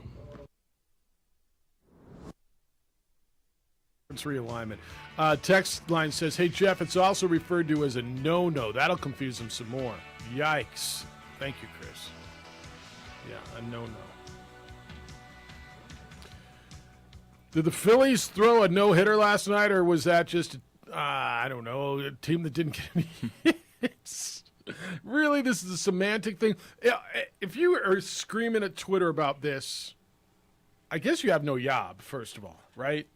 I mean, no, you can't be going to work and this is your big issue, screaming, unless you're just pissed off Philly fan that's not going to work today. Should we ask Clark? Was that a no-hitter or was that not a no-hitter? Is it because it's the Astros? Like, oh, yeah. I'm big thing it's so that. You think that's it? People hate the Astros. I got it. They still threw a damn no-hitter last night. It's not their first combined no-hitter of the year, too. They threw another one against the Yankees, and Christian Javier was the starting pitcher in that game, too. Yes. This is. I'm all right, let's just talk about Phillies batting, though. Maybe that will help people. Well, 2 days ago, they were hitting the ball over the yard, right? 5 bombs. Bats weren't yesterday, not so much. The guy wasn't tipping pitches last night, I guess, JJ. I mean, like Amory. All right, this is going to be the tipping pitches and no hitter World Series. Yes. This is my world. Why don't you go back and forth? Gosh, who wins tonight? You going back and forth on the teeter? I got Astros tonight. I got Verlander. I got my guy Verlander tonight. What's this game? What game is this? This is 5. It keeps going back and forth. Yeah. Yep. I'm on the Astros tonight. I'm just on the record. You guys, I've been pretty accurate on games this year. Just saying. Phillies. Yeah, see, for me to stay with Astros in 6, I got to go with Astros. I want Davis Mills also to go off tonight. Oh, Davis Mills. He's Come on, stud. baby. Is this the Let's night stun the Eagles us. lose? Let's stun the world. No, but let's stun the world. A girl can dream. That's right. You got Davis Mills. You got some Davis Mills in your lineup? I have Damian Pierce, but Yeah. I just want it to happen. Yeah. In Houston. What happens with Brandon Cooks the rest of the way? He I didn't don't get know. traded. He's cranky. He's a cranky pants. Why? Because somebody else wouldn't give a first-round pick for him? How many times has he got traded for first-round picks more than anybody in the history of the NFL? No, honestly. Actually, that might be true. That might be true. Because that sounds like a joke, but it's Every not. time he gets traded, it's for a first-round pick. Rams got him. Houston got him. Wasn't there someone in between? He was with New England. I feel like he's Who been drafted everywhere. him? Was he drafted by New England? Is that where he started? Anyway. Ooh. All right. So, yeah, I'm actually interested in that. All right. So, this Gonzaga thing. It was the Saints. It was the Saints, right? And then they traded him to New England? 2014. Right, for 1, and then the Rams for 1, and then, yeah. He's not number 1 anymore. No, he's just not. He's just not. 13th overall pick. Where do you go to college? Oregon State. Is that right? 13th overall. All right. See? He had a hell of a career. I'm sure he's made a lot of money. He's got $18 million guaranteed for next year. What's the issue? You got to catch balls from Davis Mills, my guy. Davis freaking Mills. Are they the worst team in the NFL? I mean, I know what their record says. Are they the worst team in the NFL? We sat here and were convinced it was Carolina, and P.J. Walker and Dante Foreman and Chuba Hubbard have pulled them out of the fire. All of a sudden, DJ Moore's got passes coming his way because P.J. Walker's throwing out Baker Mayfield. When does P.J. Walker get a Progressive or a Heisman House commercial? When he wins a Heisman? Well, he can go in and be the guy who cleans up. All those guys want a Heisman. By the way, those commercials are pretty funny. Like Baker's gonna have an acting career, don't you think? Baker's funny. He should go. I heard. I can't remember what Talking Head I heard this, and I think this is genius. He should go do college football commentating. He would be great. Mm-hmm. Well, I mean, Robert Griffin We can III's do doing that. it and killing it. Yeah, There's go do it. Baker Mayfield That's probably where he ends up. That'd be awesome. can still play football. Yeah, but Like I'm Baker just saying. Mayfield's going to be a backup quarterback. I wouldn't throw that away. Like the broadcasting will always be there. I'm just saying he should go to college football broadcasting after, whenever it may be. Yeah, I think that's where he ends up, and I think he'll be really good at it. Him on campus, him on a. Do you want him on a game or do you want him on somebody's set? Like Yeah, in a like Matt I'm Leinart, not saying Reggie college. Bush role? Yeah, I'm not. Yeah, like college game day esque. Like you put him there's- on that set, he's pretty good there. Huh? He'll be great. Yeah, I don't know who you're taking off. I mean, those guys are pretty. No, you set. can't. But and they added Although- Pat McAfee. Yeah, and they did, and I don't know how long Corso is going to be able to do this, right? But Herb Street and Reese Davis and Desmond Howard, right? And who am I forgetting? Oh, what's the dude? The dark-haired, handsome fella. Oh man. Why am I forgetting his name? But yeah, I think Baker would be great on game day. Do you like game day or you like the Fox show? Game day. Fox is trying to do the same thing, right? They take it to campus and I don't think it's bad though. no, I don't think it's bad either. I think game day is still really good. The one that doesn't David have Pollack? Urban Meyer. The one that doesn't have that's David Pollock's guy. Yeah, David Pollock. Right? Was that fair? Handsome, the handsome dark-haired guy. Yeah. I had to Google it. I'm not gonna lie. Yeah. Reggie Bush, Matt Leinart, Urban Meyer. How does Urban Meyer? I'm sorry. I look at that. Chris That's Peterson's what on college there football now. needs, more Urban Meyer. Nobody said nobody ever. Said nobody ever. All right, hit me with this Gonzaga stuff. Do you think I think this time it's real. I think that Gonzaga will be moving to a bigger conference. It's time. I think it and is why time. it's time? Because the number 2 in their conference is leaving. BYU is going to the Big 12. So I do think that it's going to happen. They bring track and cross country and golf and baseball and women's basketball and all those things with them. So now where do they go? The Pac-12's interested. The Mountain West should have made this happen. I agree with you when they had an opportunity. And I don't even hear that they're in a conversation. They're trying to figure out who the next commissioner is going to be. And look, if your options are the Mountain West, Pac-12, Big 12 right now, or Big East, you're probably running fourth in that race. So then what?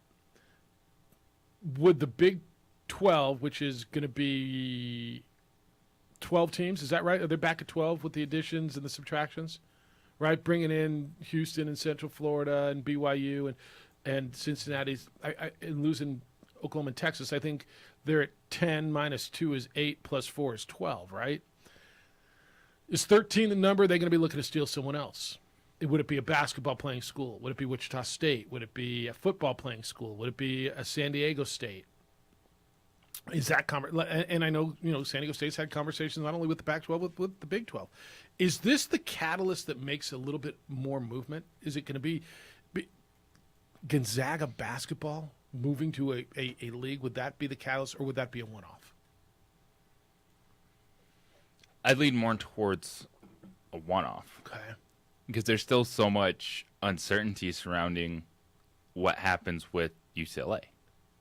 I don't know how much. Are they going to be uncertainty able there is. to I know hold it's them not back? a done deal. I know they're trying. I know they're trying. Bill Walton wants it to happen. Bill Walton's saying so hold them back. I hope the Regents keep them in the Conference of Champions. I look at this as a really aggressive move by a new, different thinking athletic director. I'm sorry, commissioner. Yornak is getting his money for football. That deal's almost done. Their football deal's almost done. Okay?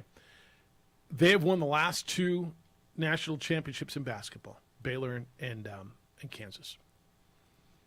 Getting Gonzaga would make them even better. Do they look at, and I keep telling you San Diego State because of the Southern California market, because it's not even arguable that that's been one of the best basketball brands on the West Coast for the last 2 decades, decade and a half. I mean, if you say basketball on the West Coast, pick your order: Gonzaga, UCLA, Arizona, San Diego State, right? I guess you could throw Oregon in there.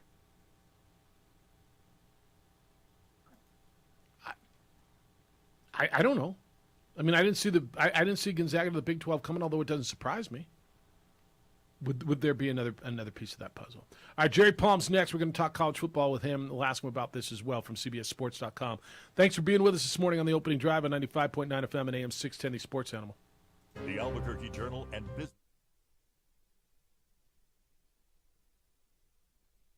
We would like to thank the following sponsors for making this broadcast possible. As a mom, I try to make the best choices for my family and our health. That's why I choose Western Sky Community Care. It's a Medicaid plan with quality health coverage and special benefits like Boys and Girls Club membership credit, additional dental benefits, and wellness and support programs. I decide which Medicaid plan is right for us. I choose Western Sky Community Care. Learn more about Western Sky Community Care by visiting discoverwesternsky.com today. Hi everyone, my name is Master Sergeant Jacob Groves. I am a Air Force Special Warfare Pararescueman. Air Force Special Warfare are proud supporters of ProView Network and New Mexico Youth Sports. Air Force Special Warfare operators are critical thinkers. They maintain a high level of fitness, they take initiative, and they don't quit. For more information on Air Force Special Warfare, contact me at the number listed below. U.S. Air Force Special Warfare are proud supporters of ProView Sports. We fight the battles no one hears about. We drop into the middle of firefights to rescue others. And act as one-man air traffic control towers. We're the ones who go before all others.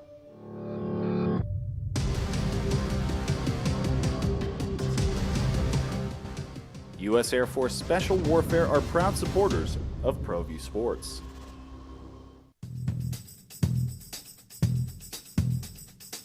International Protective Services is a proud supporter of ProView Sports and New Mexico Youth Athletics.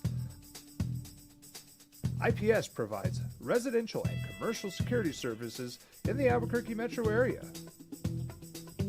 For more info, please call 505-897-2420 or visit internationalprotectiveservice.com. Well, I'm going to the frontier, walking to the cashier, order up a root beer and a number one. Cover it with green stuff, one scoop is not enough. Find a booth is real tough, back by the Duke. Meet my family, meet my friends in the quirkiest restaurant I have ever been. All of Albuquerque's favorite spot, it's the Frontier Restaurant. The Frontier Restaurant is a proud supporter of ProView Networks. Don't sacrifice quality of flavor when you're in a hurry. Golden Pride offers ribs, fried chicken, green and red chili breakfast burritos, and Frontier Cinnabons. 4 great locations, or visit us online at goldenpride@abq.com. Golden Pride Barbecue Chicken and Ribs, proud supporter of ProView Sports Network. We would like to thank the following sponsors for making this broadcast possible. Everguard Roofing and Solar. For nearly 20 years, Everguard Roofing and Solar has been working with New Mexicans to enhance their homes and businesses. For all your roofing and solar needs in New Mexico, call 505-821-9543.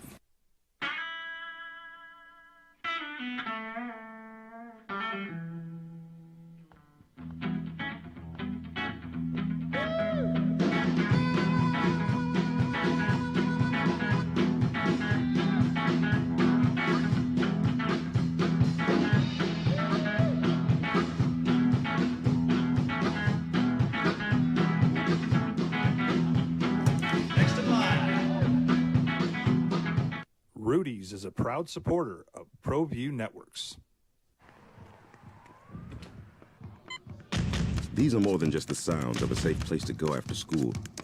These are the sounds of interest being ignited and of mentors making an impact. At Boys and Girls Clubs, we don't do just one thing. We do whatever it takes to meet the needs of every kid who comes through those doors. Because whatever it takes is what it takes to build great futures. Great futures start here.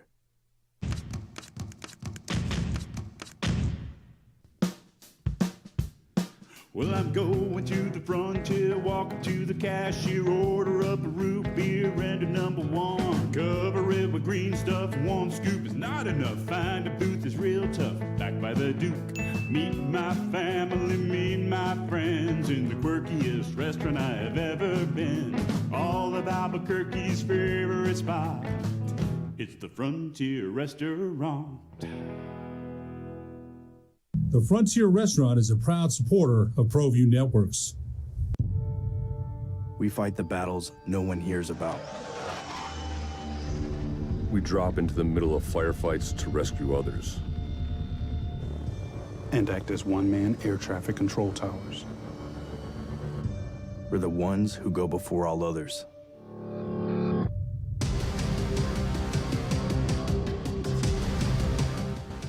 U.S. Air Force Special Warfare are proud supporters of ProView Sports.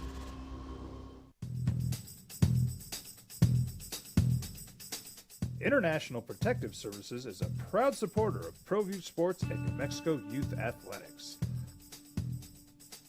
IPS provides residential and commercial security services in the Albuquerque metro area. For more info, please call 505. Kickoff over on News Radio KKOB on Saturday. JJ and Ned will have the pregame show at 12:30. New Mexico State, dare I say, riding a 2-game win streak. They're on a bye this week. Lamar, homecoming next week down at Aggie Memorial Stadium as the Aggies look for their 4th win of the season. It's the opening drive. Jeff Symbieta, JJ Buck. We'll talk some college football and maybe a little college basketball. He is a guru over at CBSSports.com. Jerry Palm joins us this morning. Good day, sir. How you living? I'm all right. How are you? That's kind of weird around here. I just said New Mexico State's on a 2-game winning streak in football. Saw that. That's kind of crazy. Hey, Good scheduling. Yeah, well, I mean, you started off right. They had to go to Minnesota and Wisconsin early in the season. Things tend to even out sometimes. So, hey, before we jump to football, I want to ask you this Gonzaga thing. How realistic is it? Because we kind of get the feeling it's time. They're gonna change leagues, whether it's the Pac-12, Big 12. Do you think it's the Big 12, and do you think it would be a one-off move for the Big 12, or is there another domino that goes there? Well, it could be a one-off move because Gonzaga's not bringing football. So I don't know that they need another partner necessarily. My guess would be it's probably the Big 12. That seems to be where the most of the talk is at the moment. But yeah, since they're not bringing football, it doesn't really, it doesn't really move the needle there. So, I mean, it'd be great for Gonzaga to get into a conference, a power conference. And it's great for that league. I mean, any league that adds Gonzaga, and now you're saying Gonzaga, Houston, Gonzaga, Kansas, Gonzaga, Baylor. You just start going through that league, and you're just going, holy smokes. That's a great basketball league. Yeah, and that's why I was saying, do they look at, is there an interest? Then do they say, do we want to get into Southern California? Is San Diego State a conversation? Yeah, well, maybe. But San Diego State's part of the conversation the Pac-12 with those leagues anyway. Yeah. I mean, certainly the Pac-12 is interested in San Diego State. Yeah, Gonzaga joining a power conference, without bringing football is, an interesting concept. The American, of course, has got Wichita Navy State for football only and Wichita State for basketball only. So, we have seen that before in leagues that are primarily football leagues also. But I think it'd be a great move for Gonzaga. Either league would be fine. But the Big 12, with the power that they have in basketball, would be hard to turn down. All right, Jerry Palm's with us from CBS Sports as we get ready for the latest, greatest game of the century with Georgia and Tennessee this weekend. College football playoff standings came out the other day. I think we were good with it up until TCU. We both felt that TCU should be higher. How are you with these standings? Well, okay, so I saw that group as two tiers. 1 through 3, you could legitimately order any way you like. Fair. They're all good in different ways. So, no problem there. And I thought the next 4 were a tier that you could justify ordering any way you like. So I personally would not have put TCU 7th, but I can see why they did. I mean, TCU doesn't always dominate. Their defense is sketchy. They're inconsistent. So I can see that, but they are undefeated, and Alabama hasn't really overly impressed, and sitting there with a loss. I mean, they haven't been what we're used to seeing from Alabama, but the committee does like themselves some Alabama. And I think sometimes you just get caught looking at all the talent. Well, I mean, it's a Clemson thing, too. What's been so impressive about Clemson?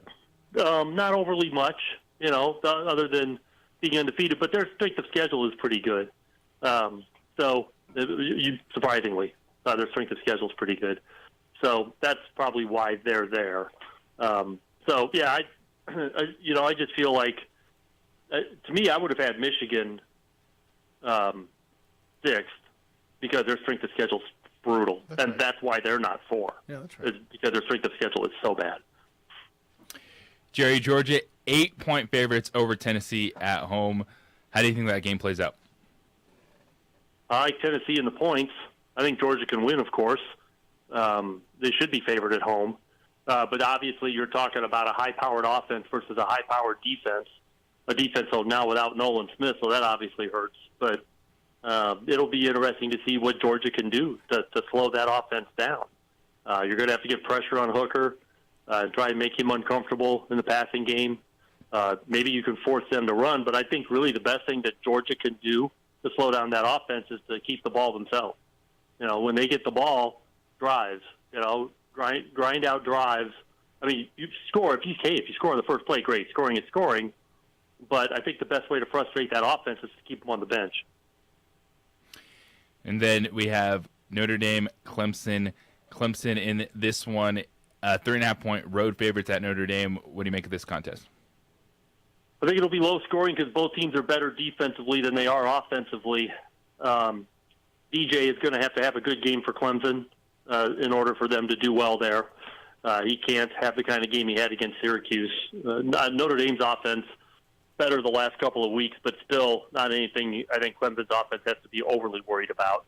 But I think it should be a relatively close, low-scoring game. I think Clemson will win.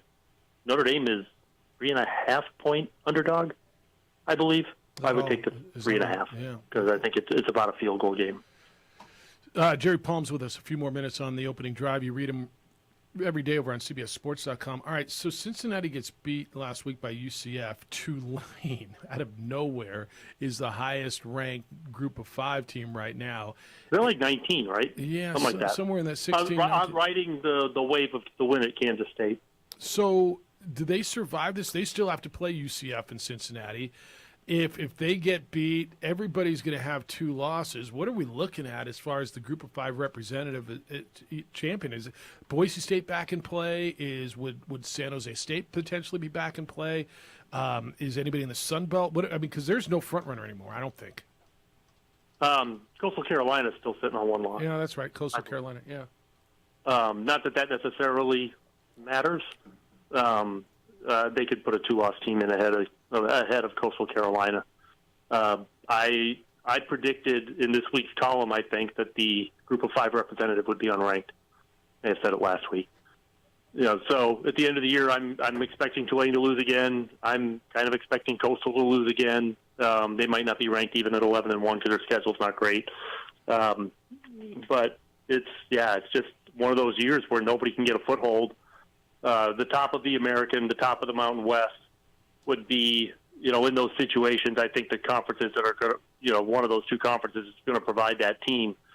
So sure, Boise State's still in play. San Jose's still in play. It's too bad for Fresno that Haener was hurt for so much of the season because I think that could have been.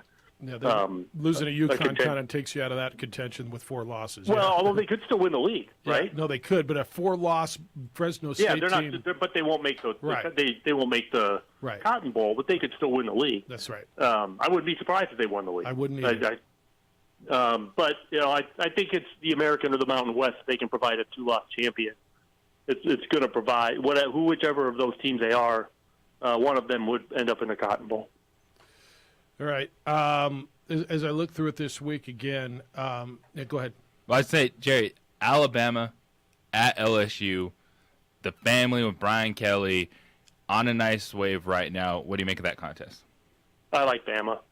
If they're healthy, LSU's going to score because Alabama's defense isn't quite what we're used to seeing, and they're a bit self-destructive with penalties. But I like Alabama to win that game. They're just better. And LSU, they got a couple of nice home wins over the Mississippi schools, which has got them overrated in these rankings, by the way. That's the biggest surprise for me in the rankings is LSU at 10. But I think that Alabama, they're 2 touchdown favorites, and I think they could cover that. Hey, where the hell did Oklahoma State get beat like that last week? I looked at 2 scores last week, and they just jumped off the page. I mean, that was, losing that game. There's no shame in losing that game, but right. 48-0. Right. They haven't been shut out since 2009 or something like that. I mean, I'm baffled. You talk about one of the weird results of the weekend. I mean, and there were some weird things happening, last weekend. That was one of them. Wake Forest 8 second-half turnovers. That's the other one. Another. Yeah, Louisville scored 35 points in the third quarter. Those 2 scores, again, not shocked that those results go that way, but 48-0 and 48-21, the 2 teams ranked 9th and 10th on the bad end of that, stunning to me. Yeah. I mean, Wake Forest threw interceptions returned for touchdowns on the first and last plays of the quarter, and still found time to turn the ball over, 4 other times in that quarter. You almost have to plan to do that. Yeah, that's hard. That almost has to be the game plan to fail that badly. That's just spectacular. Yeah. All right, I know you're a little bit of a baseball fan. Do you consider last night to be a no-hitter? It's a no-hitter. I just don't credit it to one pitcher. Well, it should. The Phillies didn't get a hit, so it's a no-hitter.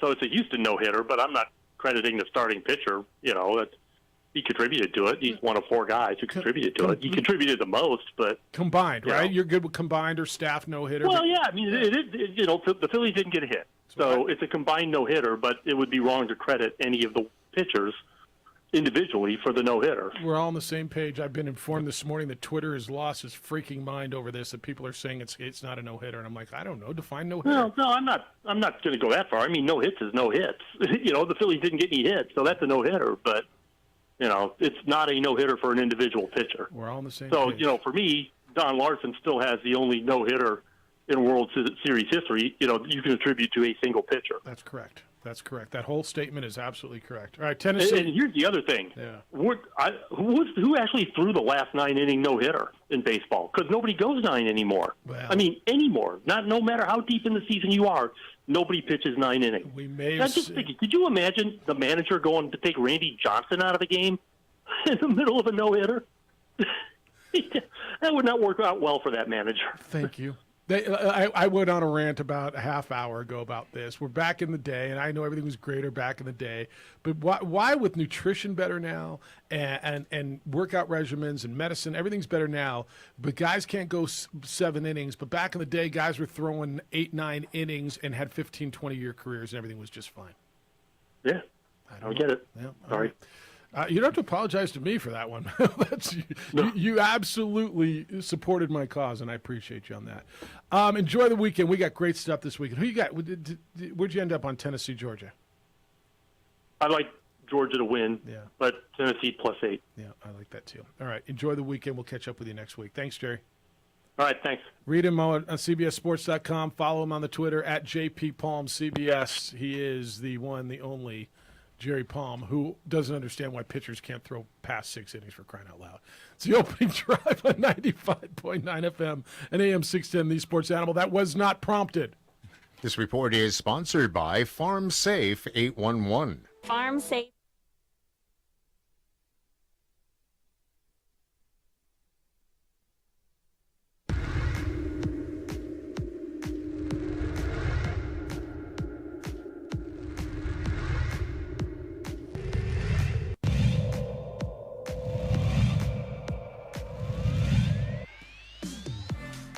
Cheshire will set Chris Moore one more time. And the block did the job. Blocked by Carpenter. Kept up. Tough angle. Macias. No, it's dumped over instead by Kirkland. Cheshire. She'll set Chris Moore again. She's blocked again. Carpenter. Cheshire. Chris Moore. Another swing. This time she'll dump it over. Cheshire. She'll set in the middle for Carpenter. And she puts it away. That was the longest rally of the set, and it still goes to the Huskies. 24-14. Set point, Huskies.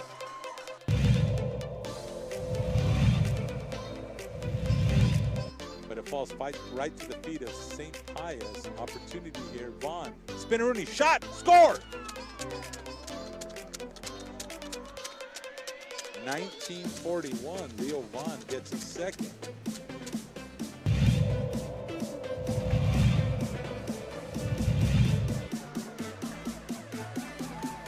Culpepper. He's got Cordova again, and Brody Whitaker blows that play up so fast from the edge.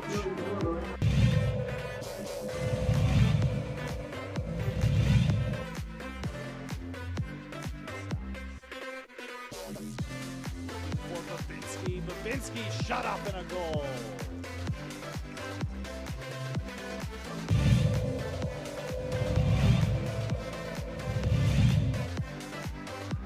Tries to dummy it through. It's loose. Opportunity. And it worm burns in.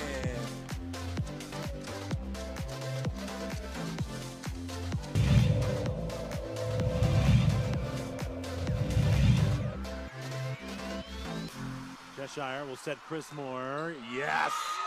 The freshman connects again.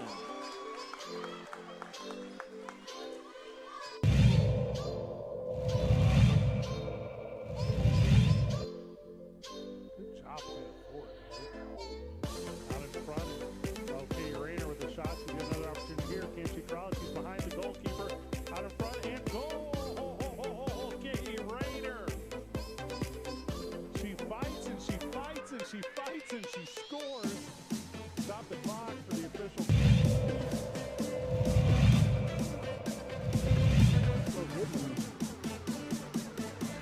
Looking, unloads again, right up the middle. Single coverage.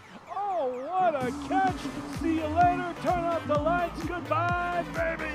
Touchdown. Around.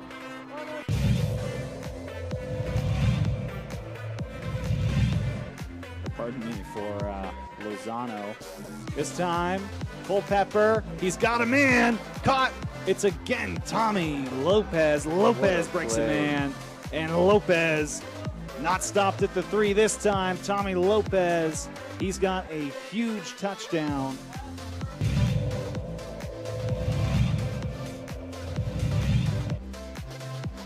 That snap, Moreno picks it up. Great protection, going for a home run ball down the middle of the field. It's underthrown. Oh, what a catch! A catch and run for the touchdown for Treyon Williams.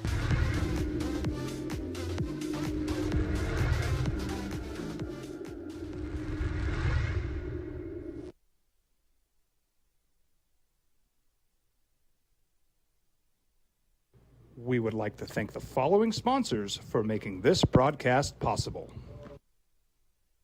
As a mom, I try to make the best choices for my family and our health. That's why I choose Western Sky Community Care. It's a Medicaid plan with quality health coverage and special benefits like Boys and Girls Club membership credit, additional dental benefits, and wellness and support programs.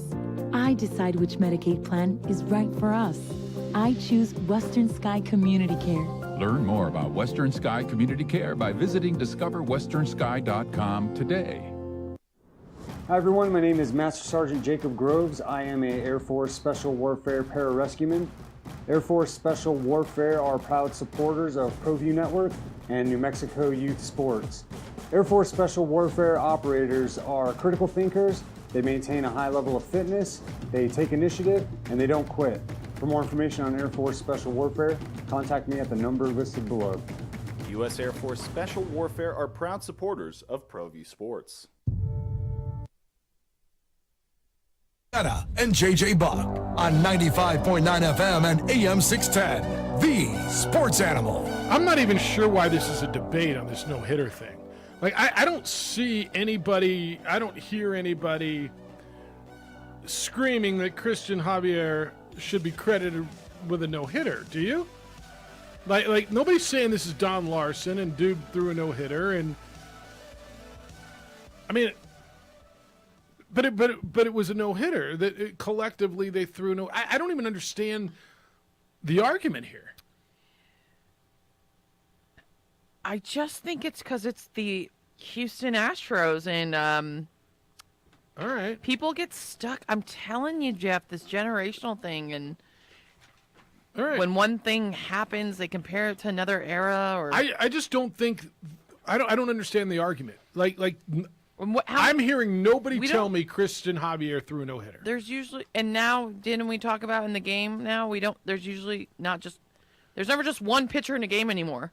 Yeah, complete games are kind of a thing of the past. That's why we're having this conversation about Verlander. Can he get to 300 wins? Because nobody's going to get there again, right? Back in the day, Don Sutton would throw 8-9 innings an outing, and by the way, they were 4-man rotations, not 5. And he'd come back 3 days later and do it again.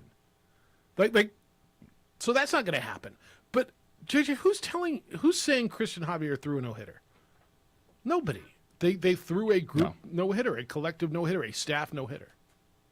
I mean, I don't know why people are losing their freaking How else minds are you going to report the news? That's what happened, man. There was it's a just no-hitter. what happened. How many hits did the Phillies get? None. None is no, right? No hits, no hitter. They got no hits. That's a no-hitter. Man, it's amazing what we lose our mind over. There's a few things, JJ, that you're going to have a hard time convincing me of. That one of them is this whole nutrition's better and training is better and sleep is better and science is better. But back in the day, dudes could go on 3 days rest and throw 120 pitches and have 15-year careers, but now you can't throw 94 pitches and come back on 5 days rest.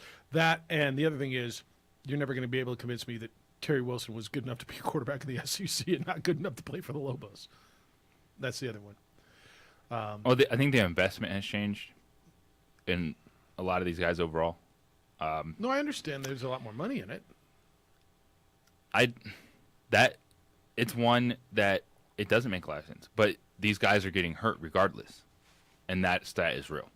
Yeah, and maybe do guys fight through minor injuries more back then because they had to? Right.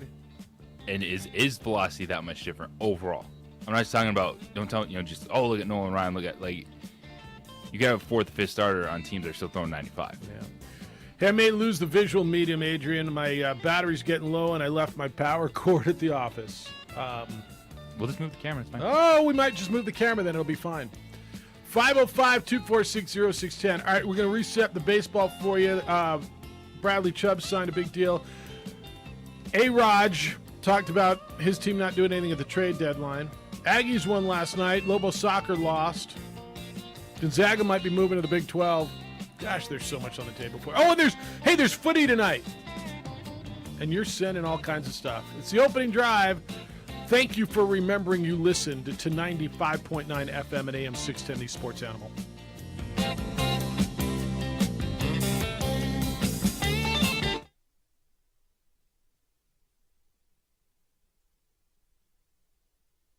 We would like to thank the following sponsors for making this broadcast possible. We fight the battles no one hears about. We drop into the middle of firefights to rescue others. And act as one-man air traffic control towers. We're the ones who go before all others.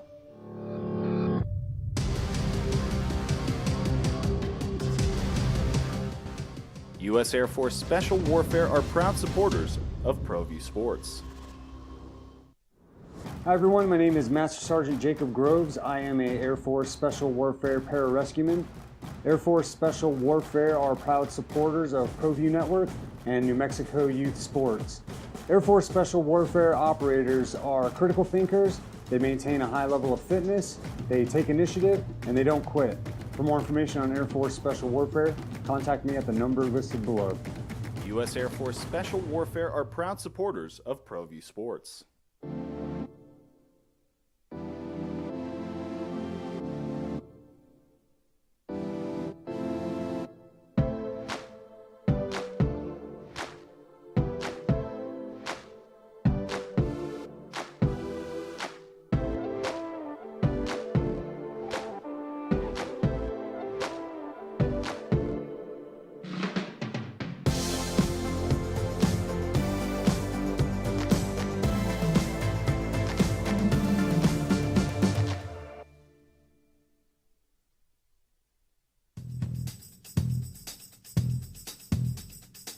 International Protective Services is a proud supporter of ProView Sports and New Mexico Youth Athletics.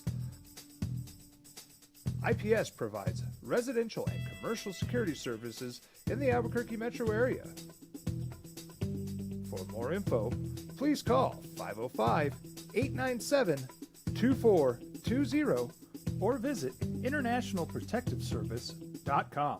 Dream style stucco. Stucco is the way to go. The Southwest tradition, beautiful and durable. The perfect combination. Your favorite color, your favorite texture. You're gonna love it when they put it all together. Through any weather, nothing looks better. From the smooth to the rough, they really know their stuff. Nobody does stucco like Dream style stucco. We would like to thank the following sponsors for making this broadcast possible. For your business or your home, Valley Fence stands alone. We're number one in New Mexico for a reason. It's the best fence you can own. Proudly serving New Mexico for over 50 years. At Valley Fence, the difference is clear. No fence too big, too small, or difficult. We handle them all. As a mom, I try to make the best choices for my family and our health. That's why I choose Western Sky Community Care. It's a Medicaid plan with quality health coverage and special benefits like Boys and Girls Club membership credit, additional dental benefits, and wellness and support programs. I decide which Medicaid plan is right for us. I choose Western Sky Community Care. Learn more about Western Sky Community Care by visiting discoverwesternsky.com today. Don't sacrifice quality and flavor when you're in a hurry. Golden Pride offers ribs, fried chicken, green and red chili breakfast burritos, and Frontier Cinnabons. 4 great locations, or visit us online at goldenpride@abq.com. Golden Pride Barbecue Chicken and Ribs, proud supporter of ProView Sports Network.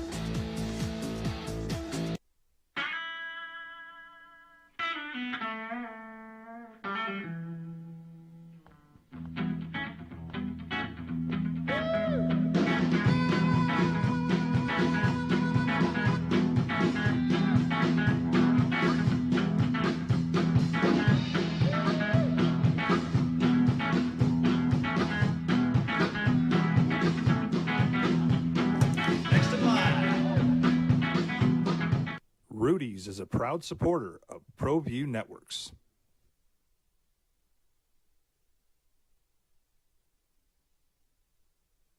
We would like to thank the following sponsors for making this broadcast possible.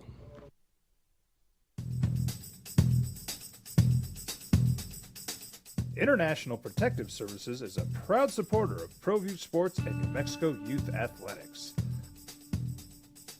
IPS provides residential and commercial security services in the Albuquerque metro area.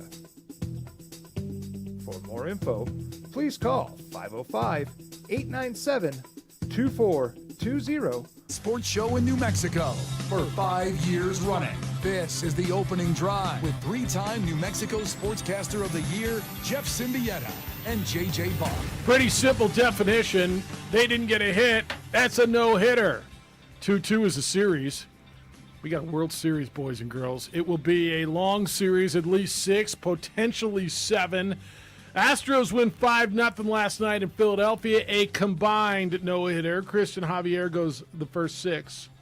Brian Abreu, Rafael Montero, and Ryan Presley come out of the pen and finish it off for the first no-hitter in the World Series since Don Larson threw that perfect game back in the 50s. Good day to you. Opening drive, 95.9 FM. AM 610, the sports animal. Jeff Symbieta and JJ Buck. Glad you're with us this morning. Alex Bregman with the key hit. So the Phillies load the bases. They pull Nola. First pitch, was it Vasquez? First pitch, hit batter, run scores with the bases loaded. And then the next batter, what a battle for Alex Bregman. And he hits a 2-strike pitch into right field for a 2 RBI double, which was the big blow of the game and blew it open a little bit. 5-0 Stros last night. The way this series has swung so much, it's just crazy to go from the boomsticks to the combined no-hitter. But I don't think it phases either of these teams. I agree. And that's Totally why, agree. coming in the last night, Javier, who's been a fantastic pitcher, in Houston, they're not worried. Both teams aren't stretched. That's why I was expecting a long series. And the Philadelphia Phillies, yeah, they aren't the team that you picked to be in the World Series. But the guy here, because they're ridiculously talented, Bryce Harper has stepped up at the biggest moments for this team. And you get to a certain point where you click in the 6th gear. And the Phillies did that down the stretch entering the postseason. The Astros have kind of been there for so long. And it's going to be the same thing, just back and forth, back and forth. Can someone get 2 in a row? That's really what it's going to come down to. Grady, how are you? Good day, sir. Combined award-winning content deliverers of the OD and the AM. What's happening? Quite a bit, actually. Quite a bit. So, about the baseball, and forgive me for mixing analogies here. To me, it's been like a heavyweight fight. And you talk about the Phillies, absolutely just crushing the Astros 7-0 with all those bombs, and then they turn around and get shut out at home and no hit. Tell you what, this is World Series baseball at its finest. And yes, they were no hit. It combined no hitter, 1 person no hitter, 10 people no hitter. You ain't got no hits. Yeah. The scoreboard at the end of the game at 0 in the H column. That's right. But interestingly enough, now, not to be the get off my lawn guy. In fact, I think it's just the opposite. So, to your point about why can't guys go 20 games and 9 innings and that kind of deal, I think those guys back in the day were elite. You didn't have a whole bunch of those guys, and they stood out. But what I think pitch counts and nutrition and all that stuff has done nowadays, it's allowed guys that would have been, quite frankly, average to be good. So now instead of having the 1 or 2 pitchers that can do that, now you got 5 to 10 pitchers that you can use to get those same results. So I just think it's, you still have your elite guys. Like the elite guys today, Verlander, all those folks, I think they could win 20 games. They could throw 9 innings, and they'd be fine.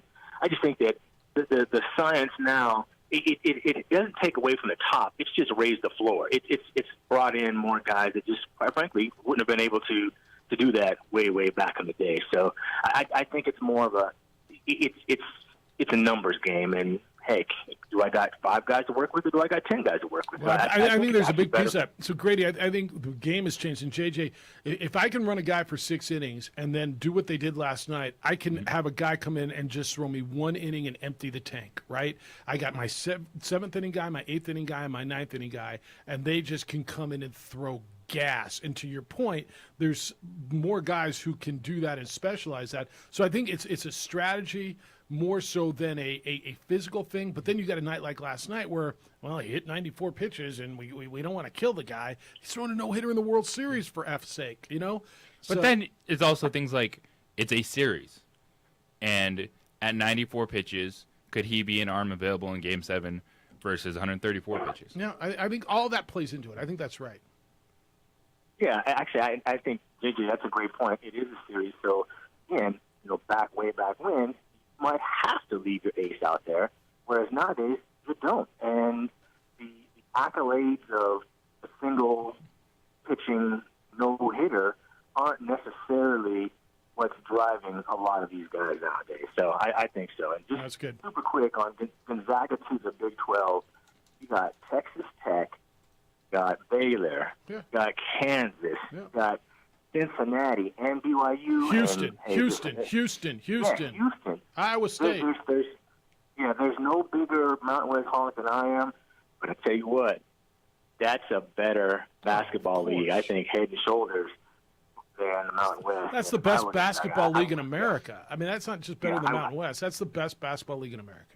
Yeah, I wouldn't think twice about it, and I think that'd be a great move. I think that would make college basketball even more exciting because Gonzaga, to people again east of Texas, they still get lost. They still don't get much respect, but they get into that conference, and then you start picking off the quote unquote blue bloods on a regular basis that you're regularly scheduled against. Look out. That's right. All right, man. Be well.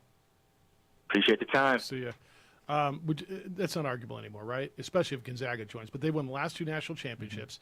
The ACC's had its run, but you're going to tell me Kansas, Texas Tech, BYU, Houston, Iowa State, Kansas State, Baylor. That's the best basketball league in America right now. Yeah. Paul, good morning to you. Good morning, guys. Sorry, my voice is still shot. I went to watch my Trojans play Arizona last week, and then it was a great game watching my beloved Trojans. Yeah, it was a little closer than it needed to be. A little closer than it needed to be. What was that? A little closer than it needed to be. Tell me about it. And plus, I ended up with COVID, by the way. So, anyway, let's get to baseball here. I just, as much as I despise the Astros, this is what baseball is all about, and for fans out there to, it's the David versus Goliath thing that just really, as a baseball fan, this is what I love most about the sport. You get those Jim Leland teams from back in the day with the Marlins, or also, you get those teams like the Washington Nationals and those scrappy underdog teams that come in and have no fear of the big stage. The Ozzie White Sox, prime example. But you look at this Philly team, and I don't think this bothers them at all. As a matter of fact, I think they're going to bounce back, and they got that drive in them. And I really think Philadelphia, this is, like I said, is not going to faze them whatsoever. And but just to see baseball at its finest, there's no better sport in the world, if you ask me. But anyway, guys, I'm going to get back to getting some rest here. Feel better. I just wanted to chime in on how much I'm enjoying in baseball right now. All right, feel better, Paul. You guys take care, okay? Feel better. Thanks for the call. Marty, good morning to you. How you living, Marty? Excellent. So the other day, we had a great debate, kind of heated debate, after finishing up 18 holes of golf at 10-1. Attaboy, how'd you play?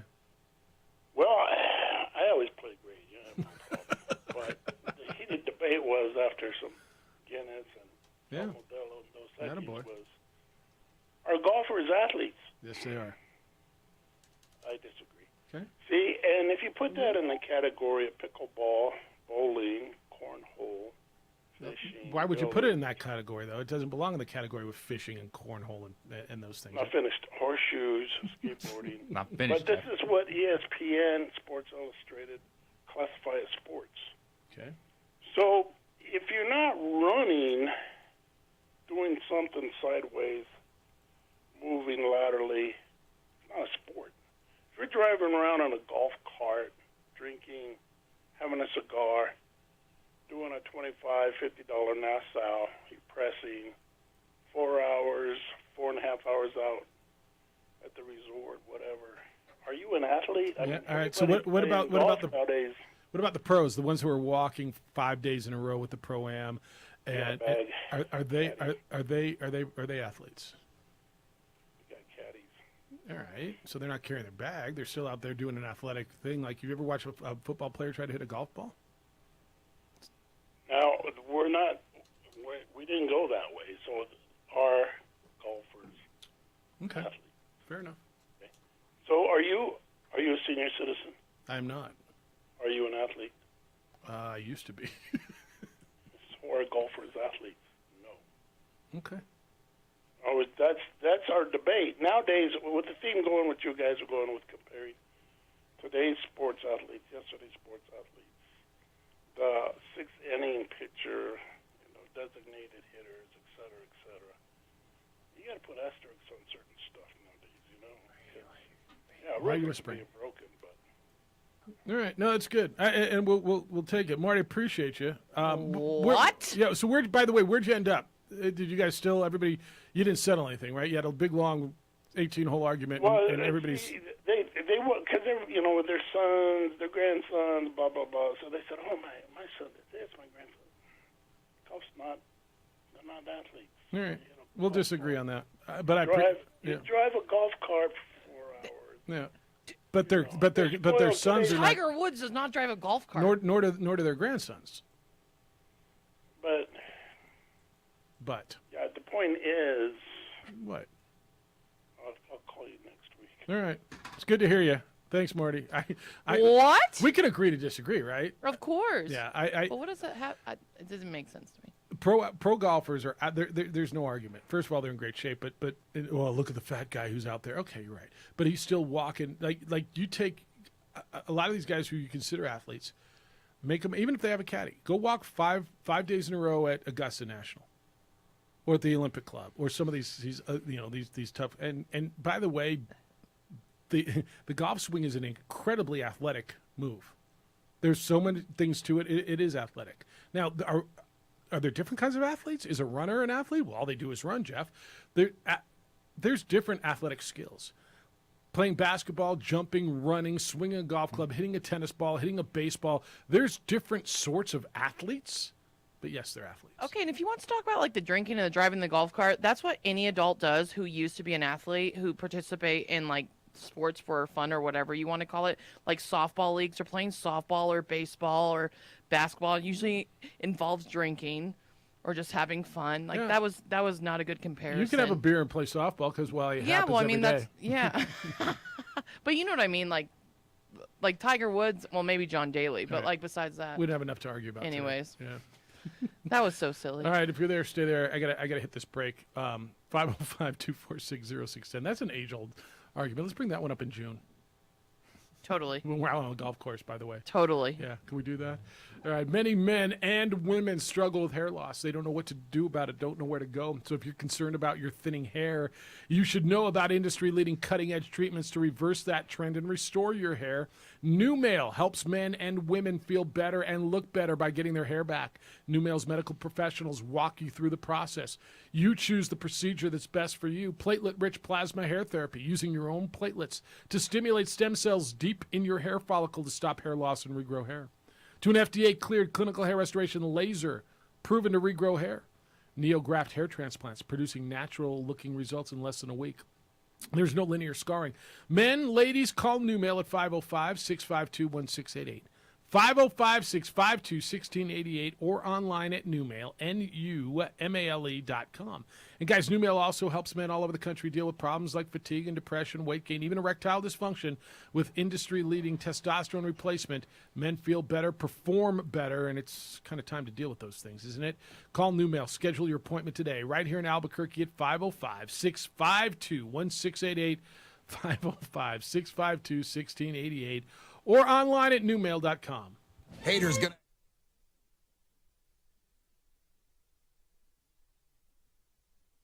We would like to thank the following sponsors for making this broadcast possible.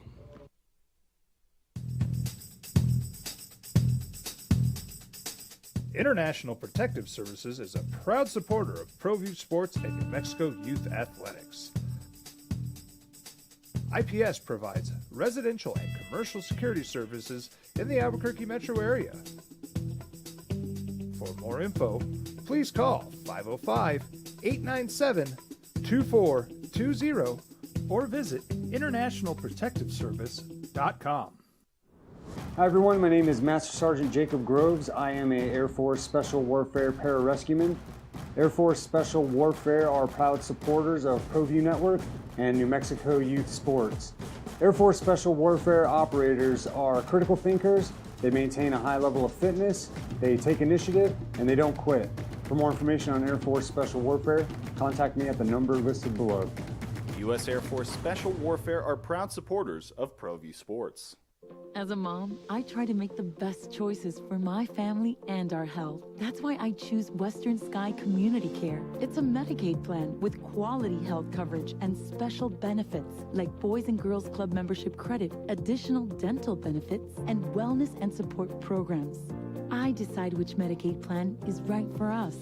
I choose Western Sky Community Care.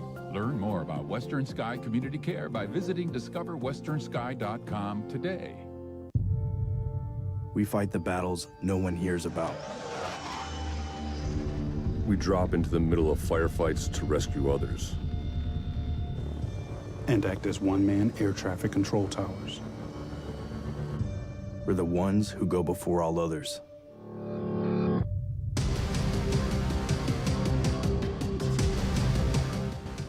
U.S. Air Force Special Warfare are proud supporters of ProView Sports.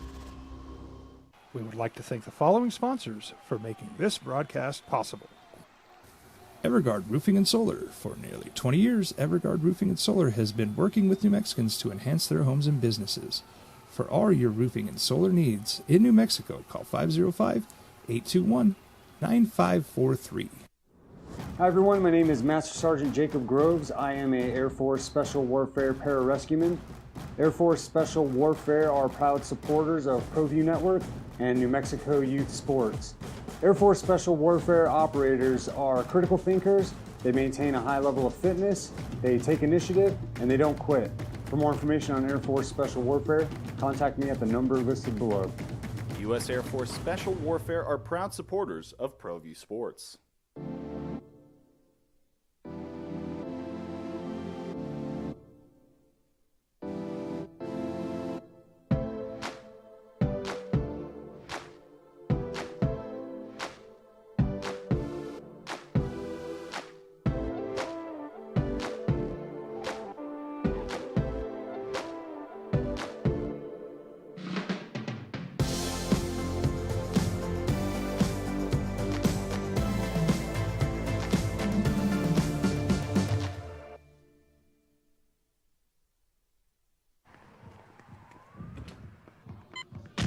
These are more than just the sounds of a safe place to go after school. These are the sounds of interest being ignited and of mentors making an impact. At Boys and Girls Clubs, we don't do just one thing. We do whatever it takes to meet the needs of every kid who comes through those doors. Because whatever it takes is what it takes to build great futures. Great futures start here.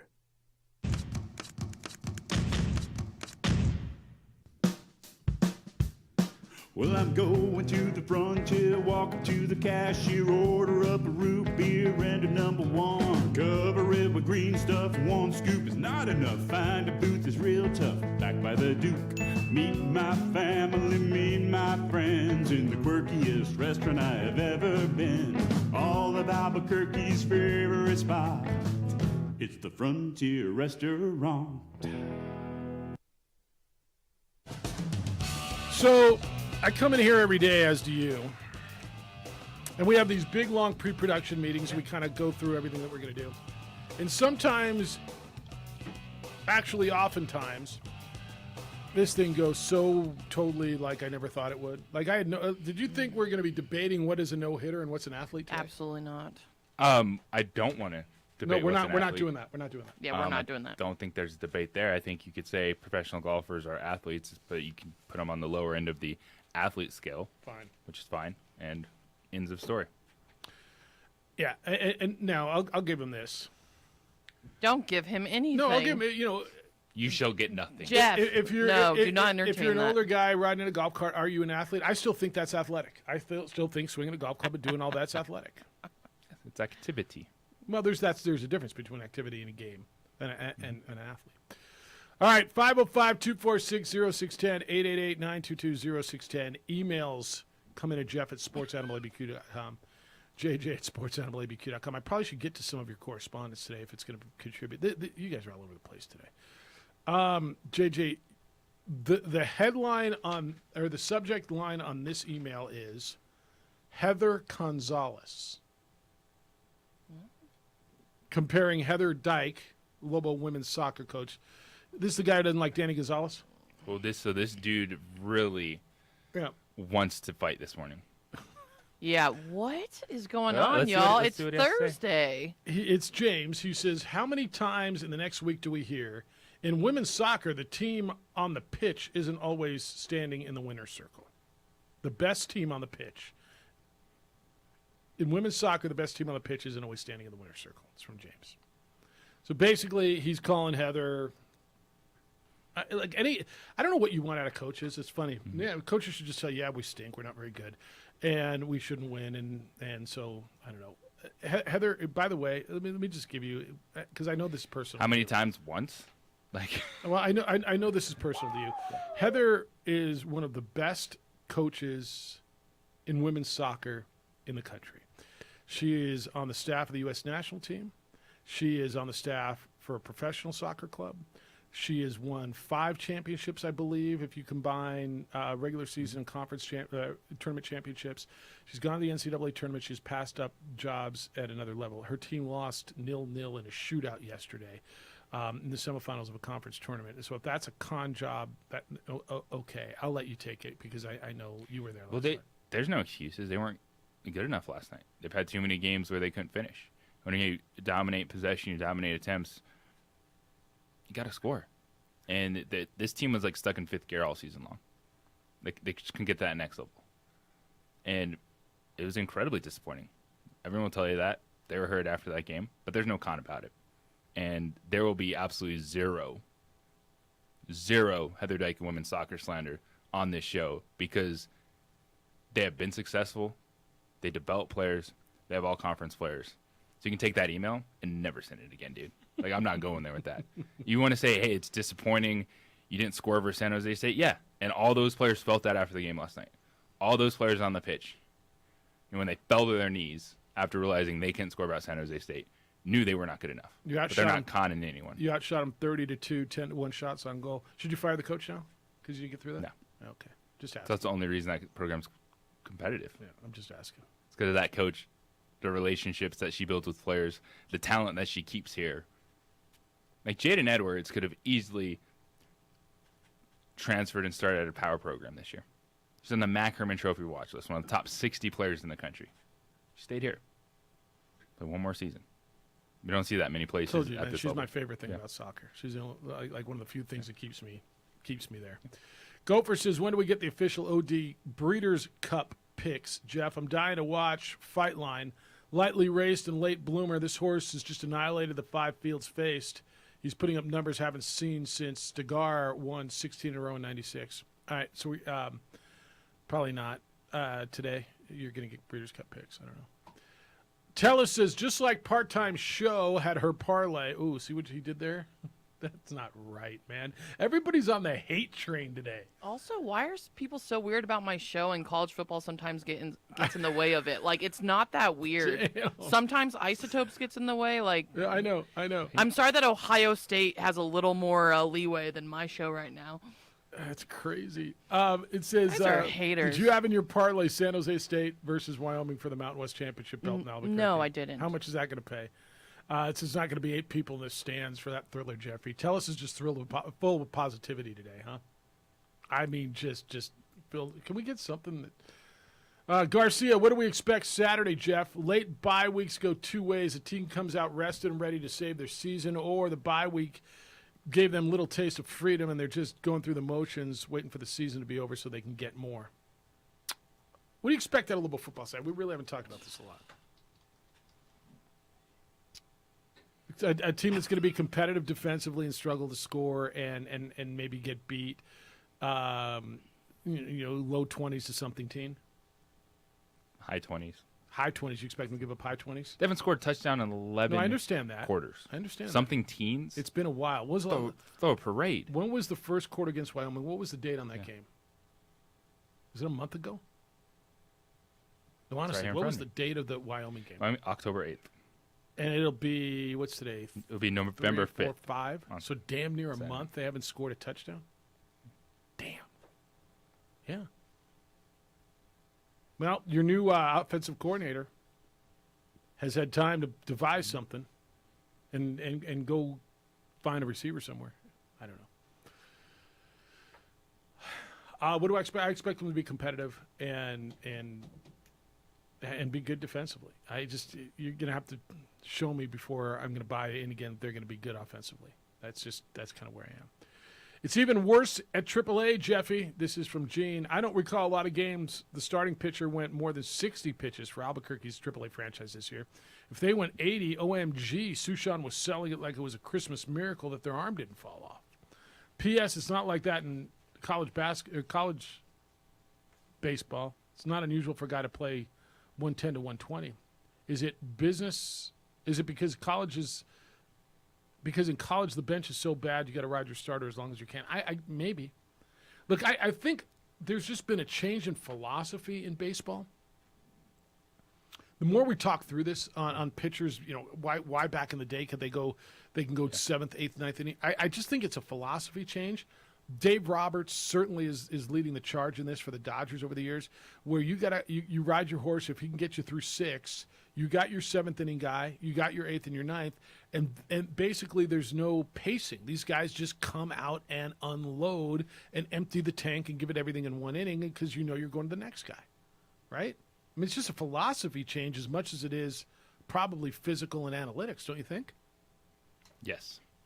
There's and then specialization, bullpen, all the things we talk about where it's things have changed where you have to at least face 3 batters unless the inning ends. Thank you, by the way.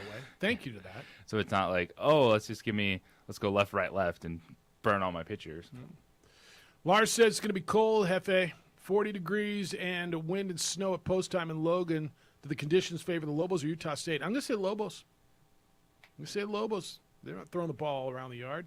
Can they pound it? Can they run it? Worst sports year ever, Jeffy, says Lobo Hobo. March Madness was a dud. Triple Crown flop. The NBA playoffs were boring.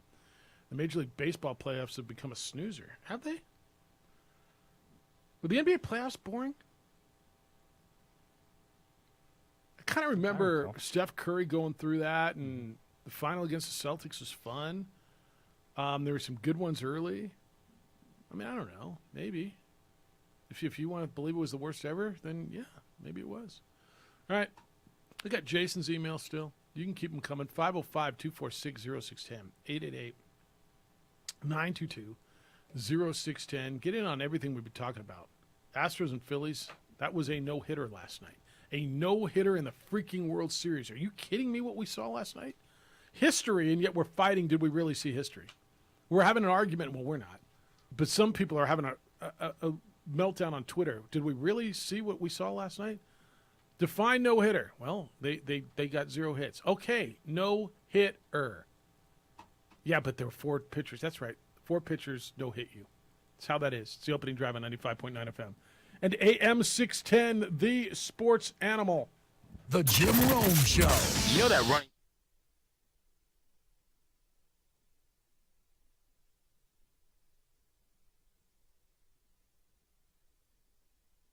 We would like to thank the following sponsors for making this broadcast possible.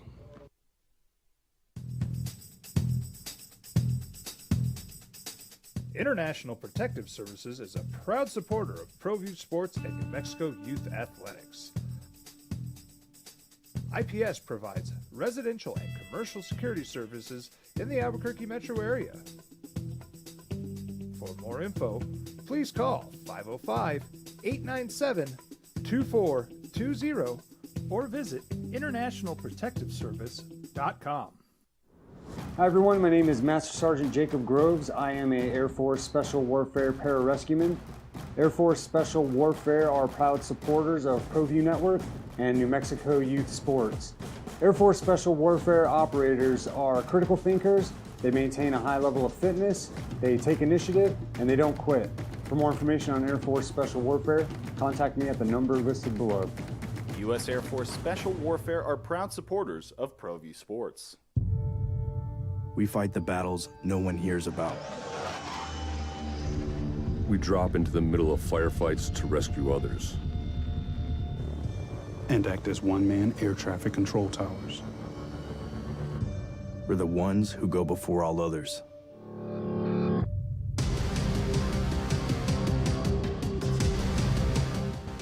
U.S. Air Force Special Warfare are proud supporters of ProView Sports. We would like to thank the following sponsors for making this broadcast possible. Everguard Roofing and Solar. For nearly 20 years, Everguard Roofing and Solar has been working with New Mexicans to enhance their homes and businesses. For all your roofing and solar needs in New Mexico, call 505-821-9543.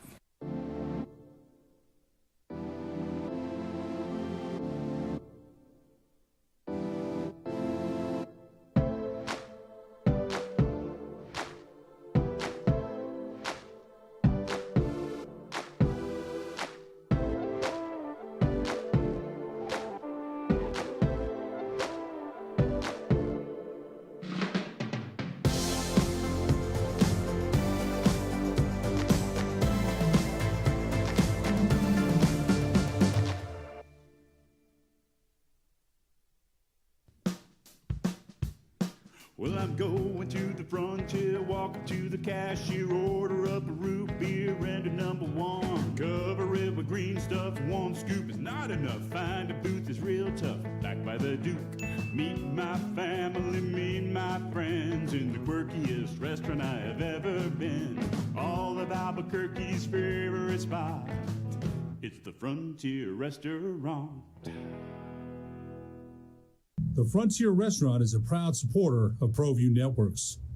For your business or your home, Valley Fence stands alone. We're number one in New Mexico for a reason. It's the best fence you can own. Proudly serving New Mexico for over 50 years. At Valley Fence, the difference is clear. No fence too big, too small, or difficult. We handle them all at Valley Fence Company. Fight about. I don't want to fight anymore, man. Can we all just get along? The election's next week. We got to fight. I forgot. Yeah, like let's not fight. Let's have some good debate. Let's entertain a good debate. How about someone give us that? All right, 505-246-0610. No hitter and athlete. Get out of here. What's up? Give us... No. What's up, Adolf? Oh, not too much. You know, I was listening earlier regarding the discussion of last night's combined no-hitter. Yeah. And I was watching the game, and I was particularly examining the atmosphere in the Houston dugout. And when I saw that the starting pitcher for Houston was not going to be coming out to start the seventh inning, and I immediately turned the channel. Really? And yes, I turned it off. And I've done this before. I believe a few years ago, manager Dave Roberts, I believe it was Rich Hill, was tossing a no-hitter through 7 innings. And I remember I was watching that game sitting in a bar. And the moment that Roberts lifted Rich Hill in that game, I called for the check and left that bar and refused to listen to that game on the radio. A few years later, I saw him do the same thing. That's his thing. With Clayton Kershaw. He did it this year with him. And, he did it this year with Clayton Kershaw. Yes, it was this year. Yeah. And it's being a baseball purist, and you're absolutely correct. Is a combined no-hitter a no-hitter? Yes, it is. Does it have the same effect on me? No, it does not. Because each successive inning, each time that starting pitcher has to go through that opposing team's lineup, the pressure mounts. And you see certain things, certain behaviors, how the pitcher will be sitting off to himself in the dugout, how nobody speaks to that pitcher. And that's what I enjoyed about the game. Can you handle that kind of pressure? Yep. Okay? Oh, that's right. Tossing 5 innings, to me, 6 innings? No. Even if the relief pitcher comes in, as occurred last night, and finishes off the, statistical no-hitter. Again, does that have the same effect on me? No, it does not. And so every time I see that, and I see a manager lift that starting pitcher, I immediately just, turn that game off. And that's just me. I'm a purist. And perhaps as I get ready to turn 70 years old in a few weeks, happy birthday. That's just a sign of, thank you. That's just a sign of old age. But there's something, baseball is a game that no other game reveres statistics. That's right. Like baseball. 100%. Okay? And so when I see something like that, something is taken away from me as a fan. And so, yes, when I saw that last night, I just immediately turned the channel. All right. No, that's good. Okay? I just said, yeah. And that's my reasoning, that it is messing up the purity of the game now. It's already messed the starting up. pitcher It's doesn't gone. have that pressure. It's gone. Anyway, Adolph. thank you very much for taking my call. Yeah, I appreciate you. The purity of the game's gone. Like that part of the purity of the game is gone. It's not coming back. It's just the way it is. And he brings up Dave Roberts, the Dodgers manager. That's the philosophy. I got guys in the bullpen who specialize in the 7th inning, the 8th inning, and the 9th inning, and come in and unload it. And that's just the way baseball is.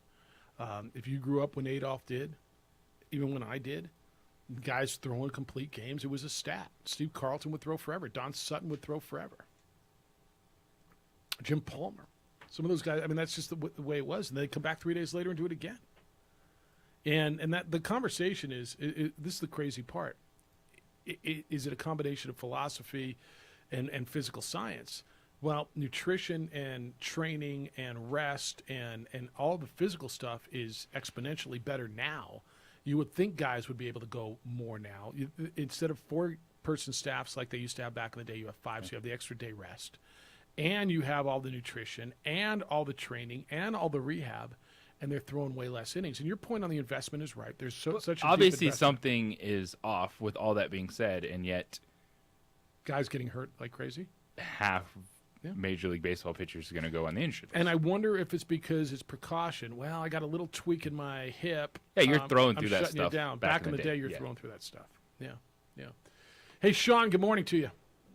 Hey, good morning. Sorry, I was on hold earlier, but somebody got mad at me for doing a completely legal lane change. Albuquerque things. Watched the Aggie game last night. It was the first taste of the new regime. Overall, pretty good, I think. Defense definitely needs to get a lot better, but I think I read somebody said it the best that they just put the Jell-O in the fridge, so it just needs some time to set. That Western New Mexico team's got some talent, too. I think they had 8 D1 transfers, so they look like they got a pretty good squad this year. Also, I'm pretty excited about this news, if it happens with Gonzaga moving to the Big 12, so we can stop pretending that they're actually a mid-major. I've been arguing this for years. Like, they spend a ridiculous amount of money on their program, and they play in a, meh conference, and people are like, wow, look at these punchy underdogs. The biggest farce ever. They are a completely Power 5 basketball school, and it will be interesting to see how they handle that. Thanks, guys. Well, that's a really good point. Their budget and their commitment. Gonzaga's, are they a mid-major simply because they play in that conference? And the knock has always been, well, who do they play? And I think their league has gotten no respect, which I just, JJ, I don't think it's fair. You know what's going to be more not more interesting. I think this move happens, whether it's Gonzaga to the Big 12, the Pac-12, wherever they go, I think they're moving. What happens to the West Coast Conference? What happens to Santa Clara and St. Mary's, because I think St. Mary's and what Randy Bennett has built at St. Mary's with his overseas, especially Australian recruiting ties, I wonder how much of that has been, hey, come and compete in this league, that really the RPI of that league or net ranking or whatever you want, the respect for that league has been so based on initially Gonzaga and now BYU being there the last bunch of years. What happens to those programs? They'll drop a little bit, but they'll settle in with St. Mary's being the favorite, and it will just be like the Big West. So does Grand Canyon go there? No? Okay. So it becomes the Big West. Yeah. UC Irvine, Cal State Long Beach, UC Riverside. Okay. Well, that's Grand Canyon, I think now would be the team that's like, okay. Yeah. Because New Mexico State's New leaving. Mexico State leaving. Yeah. And Sam Houston's leaving, right? Who could we pair ourselves with? It's opens the door to a lot of smaller moves if Gonzaga goes to a power conference. Yeah, who would they pair themselves? Does UC San Diego's in the Big West now? Is there someone that would be a travel partner? But yeah, I think it's a great point, though. The money that Gonzaga puts into basketball, the commitment that they've made, are they really a power program just playing in a group of five or a mid-major? I love our labels. League. Because he said, and that was a great point. One of the biggest farces is that's a cute little story. Gonzaga's not a cute little story anymore. There's nothing cute and little about them. That is a basketball power that they have built in Spokane, Washington. I'll get you Jason's email when we come back. You still have time to get in. 505-246-0610. That's 505-246-0610. With the emails at jeff@sportsanimalabq.com or jj@sportsanimalabq.com. Thank you for being with us this morning on the opening drive on 95.9 FM and AM 670 Sports Animal.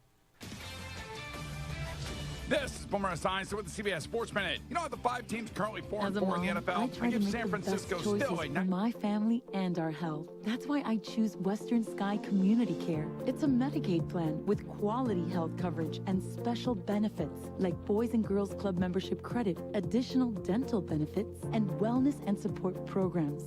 I decide which Medicaid plan is right for us.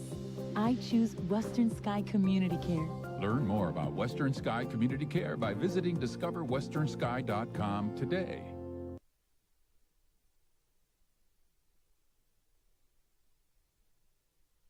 We would like to thank the following sponsors for making this broadcast possible.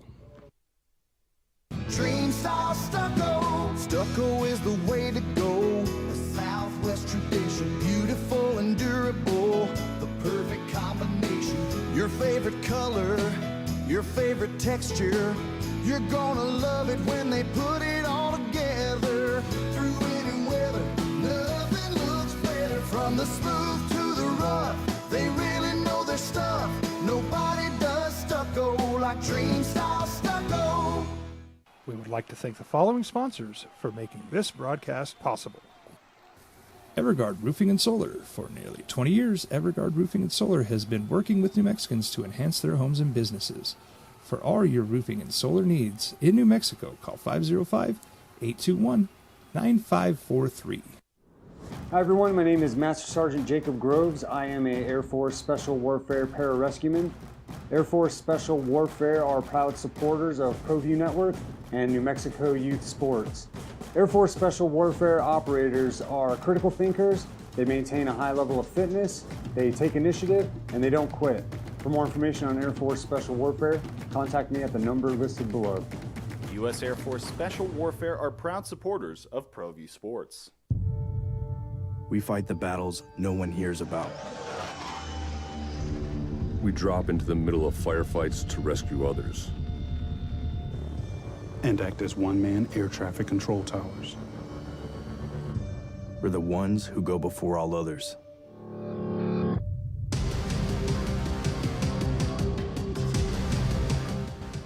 U.S. Air Force Special Warfare are proud supporters of ProView Sports.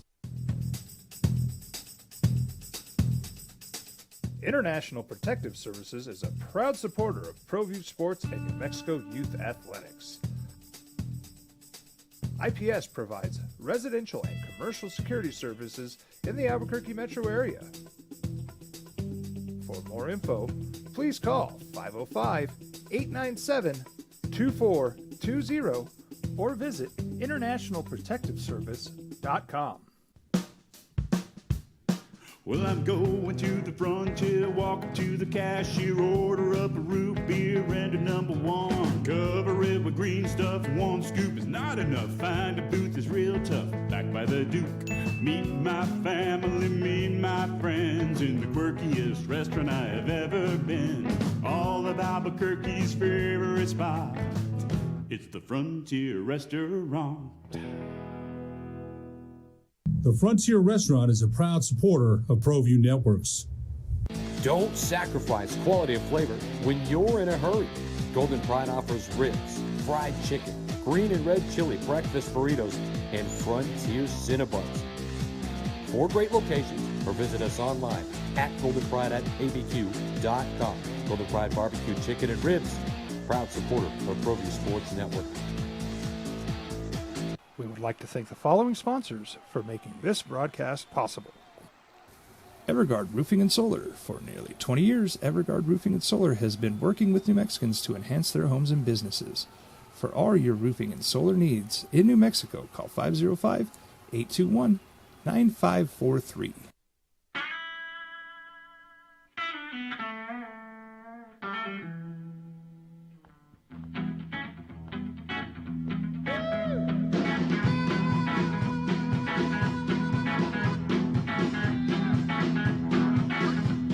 World Series tonight.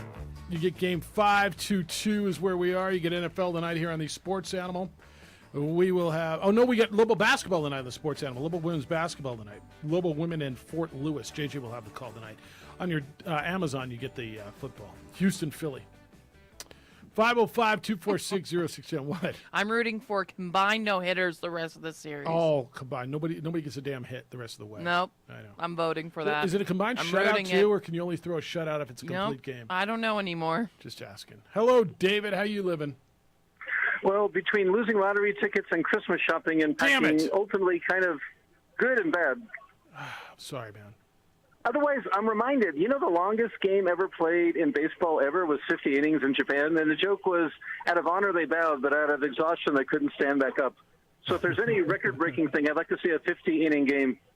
Fair enough. I'm in. But the major reason I'm calling is the realignment. I think the 16-team ultimate cap would be existing. If ultimately the Pac-12 can't get, like, San Diego State, I think the Big 12 can, and ultimately contemplate this: Notre Dame, Notre Dame, San Diego State, a fourth school, and Gonzaga go to the Big 12, and the West Coast collapses into the Pac-12. Interesting. I just don't see. I know you see it better than I. I just don't see Notre Dame coming out west. I just don't. I don't see any scenario where it happens. And I would think that Notre Dame would ultimately go to the Pac-12, but if they want to stay within realignment, because the ACC alignment might dissolve, they either stay in the ACC and go full football, everything, or they kind of go elsewhere and carry their money, because Texas and Independence, with a contract and a network, went to the SEC. BYU, the same thing, went to a conference. And the idea is, how much clout would Notre Dame bring to any conference? I thought they would have ultimately been good with the Pac-12, but if they go to the Big 12, that would, to me, would be a no-brainer, because they would get more money out of the Big 12 and a share of that than the ACC, and it would take them up to a 16-team conference. Yeah, it's going to be interesting to see where they go. But I hear what you're saying. All right, but man. The last thing, if I think baseball is rigged. I think they're ultimately trying to see if they can go to Game 7. So I guess if there's a conspiracy theory to float out there, I think Major League Baseball is rigged and they're trying to get to 7 games. Maybe. They want the TV revenue. Rig it all. All right, enjoy the day. See you. How much money do you got to pay off people to do that? To rig a World Series. It's got to be complicated. It's got to be complicated to get everybody to have involved. Both teams in on it. Yeah, to get everybody involved and in on it. It's got to be complicated. All right, Jason's in. Opener in Gonzaga. Good morning, OD. The Aggie lid lifter went as expected. The game was never really in doubt, but there are moments of brilliance mixed with concern. Aggies had too many unforced turnovers and were out-rebounded early. The brilliance was, for the first time in recent memory, Aggie basketball has shooters. Kyle Feet is deadly from beyond the arc. The Aggies also have length. They always have length. This edition will be exciting and a work in progress with 2 starters awaiting NCAA clearance, so I will reserve my talk. Aggie fans are more measured than those other guys to the north who think that every team it suits up will be in the Sweet 16. Too bad that program can't even get to the Sweet 16 of the CBI as of late. Gonzaga to the Big 12, ? Louisville fans about to realize something. Yes, there is some element of basketball that can drive realignment, but if you notice, the basketball piece has nothing to do with home fan support. Gonzaga, Wichita State averaged 6,000 for home games. Or Arena. Coke Arena and the Kennel have never hosted an NCAA final. However, they do care about NCAA tournament units and performance on the court. When was the last time UNM even sniffed the rarefied air of an NCAA tournament appearance? We know UNM Hoops has been sniffing the stinky gym sock-like stench of being, but that was it. That is who you are. No conference wants an RPI anchor, an RPI albatross.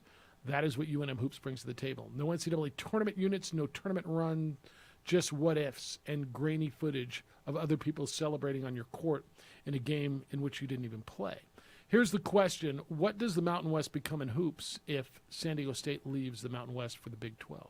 Speaking of ifs, all that talk of being FCS in football could come to fruition on the hoops side, as Mountain West Conference could be a one big league like the WAC and the Big Sky. Crimsonally, Jason. It's an interesting conversation. If San Diego State's rumored everywhere, right? Pac-12, Big 12, everywhere, right? Basketball-wise, if they leave, how big of a hit is that to the Mountain West Conference? And now, I don't think it's catastrophic, and I don't think that automatically makes them a one-bid league. I think you've got good programs like I think New Mexico should be, UNLV should be, but they haven't been. Like literally for the last decade, have not been. Is there enough there with Nevada, Colorado State? I mean, his point's not horrible. It would be a step back initially. It takes time when you have a conference movement to see who can rise, who can try to fill that void that is left. And then do you start, if you're in the Mountain West, are you interested in Grand Canyon? Like, what do you do to try to start fill this void, or who are you thinking outside the bubble? And as you've mentioned, this is also a time where your commissioner's in flux.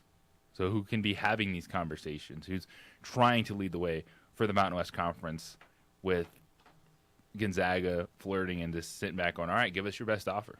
And we'll see where we'll go. It's everything has always been football, right? Everything has always been football. And I think it still is, by the way. But today we're having a conversation. What does that do for your basketball league? I mean, dare I say this, and I know you don't want to hear it. Does New Mexico State help? If San Diego State leaves this league, does New Mexico State help you basketball-wise? The answer is absolutely, isn't it? Mm-hmm. Yes, it does. But would you be willing to do that? Now, you would say, let's go get SMU. All right, SMU makes sense, right? Does SMU want to leave the American and come to the Mountain West? I don't know. Was San Diego State gone? I don't know that they would. But, yeah, right now is an interesting time. And this Gonzaga piece, how it tumbles other stuff, is certainly something to keep an eye on. It really is something just to kind of watch and monitor, because they don't have football. You're right. But that basketball piece tilts a whole lot of things. And in this market especially, basketball matters, doesn't it? Yes, it does. So, all right, we'll watch that, and I know you will as well. Meanwhile, Level basketball tonight, women's basketball here on the Sports Animal. Level women play an exhibition against Fort Lewis. JJ will have the call. You by yourself tonight? Yes. Okay. All right, this just came out about 5 minutes ago. Kyrie Irving stuff in the NBA, and again, I know we always hit this with 2 minutes to go in the show, but it just came out. It just came out literally minutes ago. So Kyrie's going to make a donation to an anti-hate organization. Said he opposes hatred and oppression. Commissioner Adam Silver said it's not enough. Quote, and so this was today from the commissioner of the NBA. Kyrie Irving made a reckless decision to post a link to a film containing deeply offensive anti-Semitic material. While we appreciate the fact that he agreed to work with the Brooklyn Nets and the Anti-Defamation League to combat anti-Semitism and other forms of discrimination, I am disappointed that he has not offered an unqualified apology and more specifically denounced the vile and harmful content contained in the film he chose to publicize. I will be meeting with Kyrie in person in the next week to discuss the situation, end quote. Now, there's no discipline there. There's no fine there. That's the first time I read that. That comes off as a pretty strongly worded statement to me. It's a very strongly worded statement, as it should be, to one of your star players in your league who did something that bad. And in his apology, Kyrie Irving said... There was no apology. That was an explanation. From my family and I. We meant no harm to anyone. Who says that? Who says from my... Like, you made that mistake, but you're like, oh, I'm bringing my family into this because, you know, we're all here. I'm sorry we got in this fender bender. My family would, like, apologize for me hitting the back of your car. He doesn't when I was the only one in the car. So he doesn't get it. And he doesn't get it because he feels that he is smarter than everybody. And nobody You know understands why he doesn't get it? Because he doesn't want to. Because he didn't think he did anything wrong. That's right. No, that's right. That's right. More on this tomorrow, certainly. Is tomorrow Friday already? And Brandon Cooks isn't playing tonight for personal reasons. Fantasy people. Well, he didn't want to play. Just so you know. Personal that was reasons also is he didn't want to be there Shefty came out with 4 minutes ago. Just let everyone know. All right, no Brandon Cooks tonight. Houston-Philly tonight. Houston-Philly tonight. I got Philly. I got Philly and I got the Astros. Eagles-Astros. Same. All right, Jim Rome shows next. Heard with Colin Coward after that. 2 men on it. 4, and then JJ's got Lobo women's basketball against Fort Lewis coming up tonight. Adrian, great work on being flexible. Thank you. A-Marie, another great job today. Big day for you, I know. Huge day. Have a great call. Enjoy it. Be good to each other. We'll see you tomorrow morning at 7 a.m. Be kind, loving, caring, and sharing.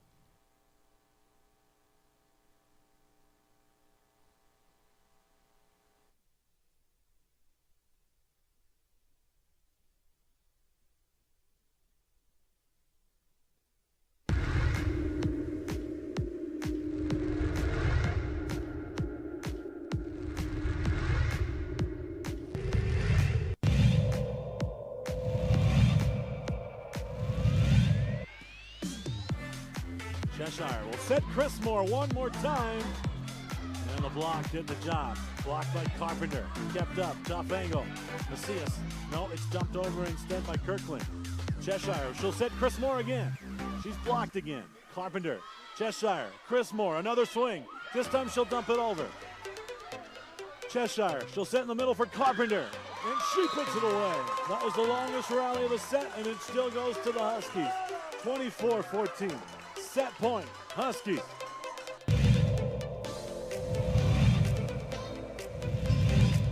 But it falls right to the feet of St. Pius. Opportunity here. Vaughn. Spinaroonie. Shot. Score.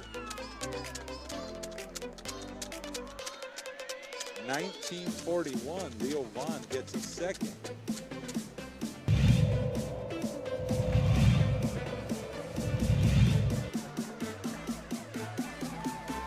Pepper. He's got Cordova again, and Brody Whitaker blows that play up so fast from the edge.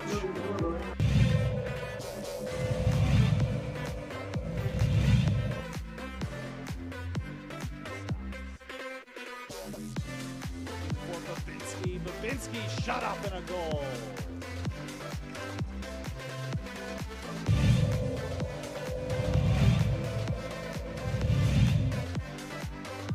Tries to dummy it through. It's loose. Opportunity. And it worm burns in.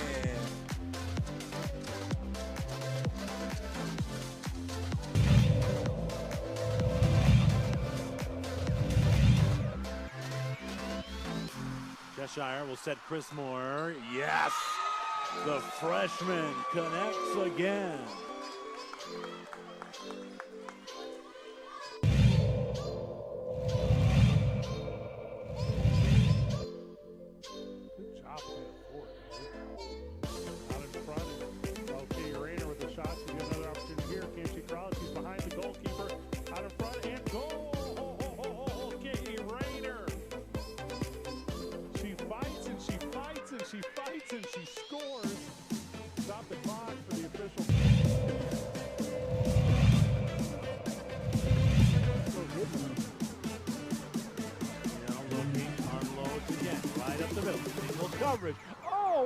a catch. See you later. Turn off the lights. Goodbye, baby. Touchdown. Rams.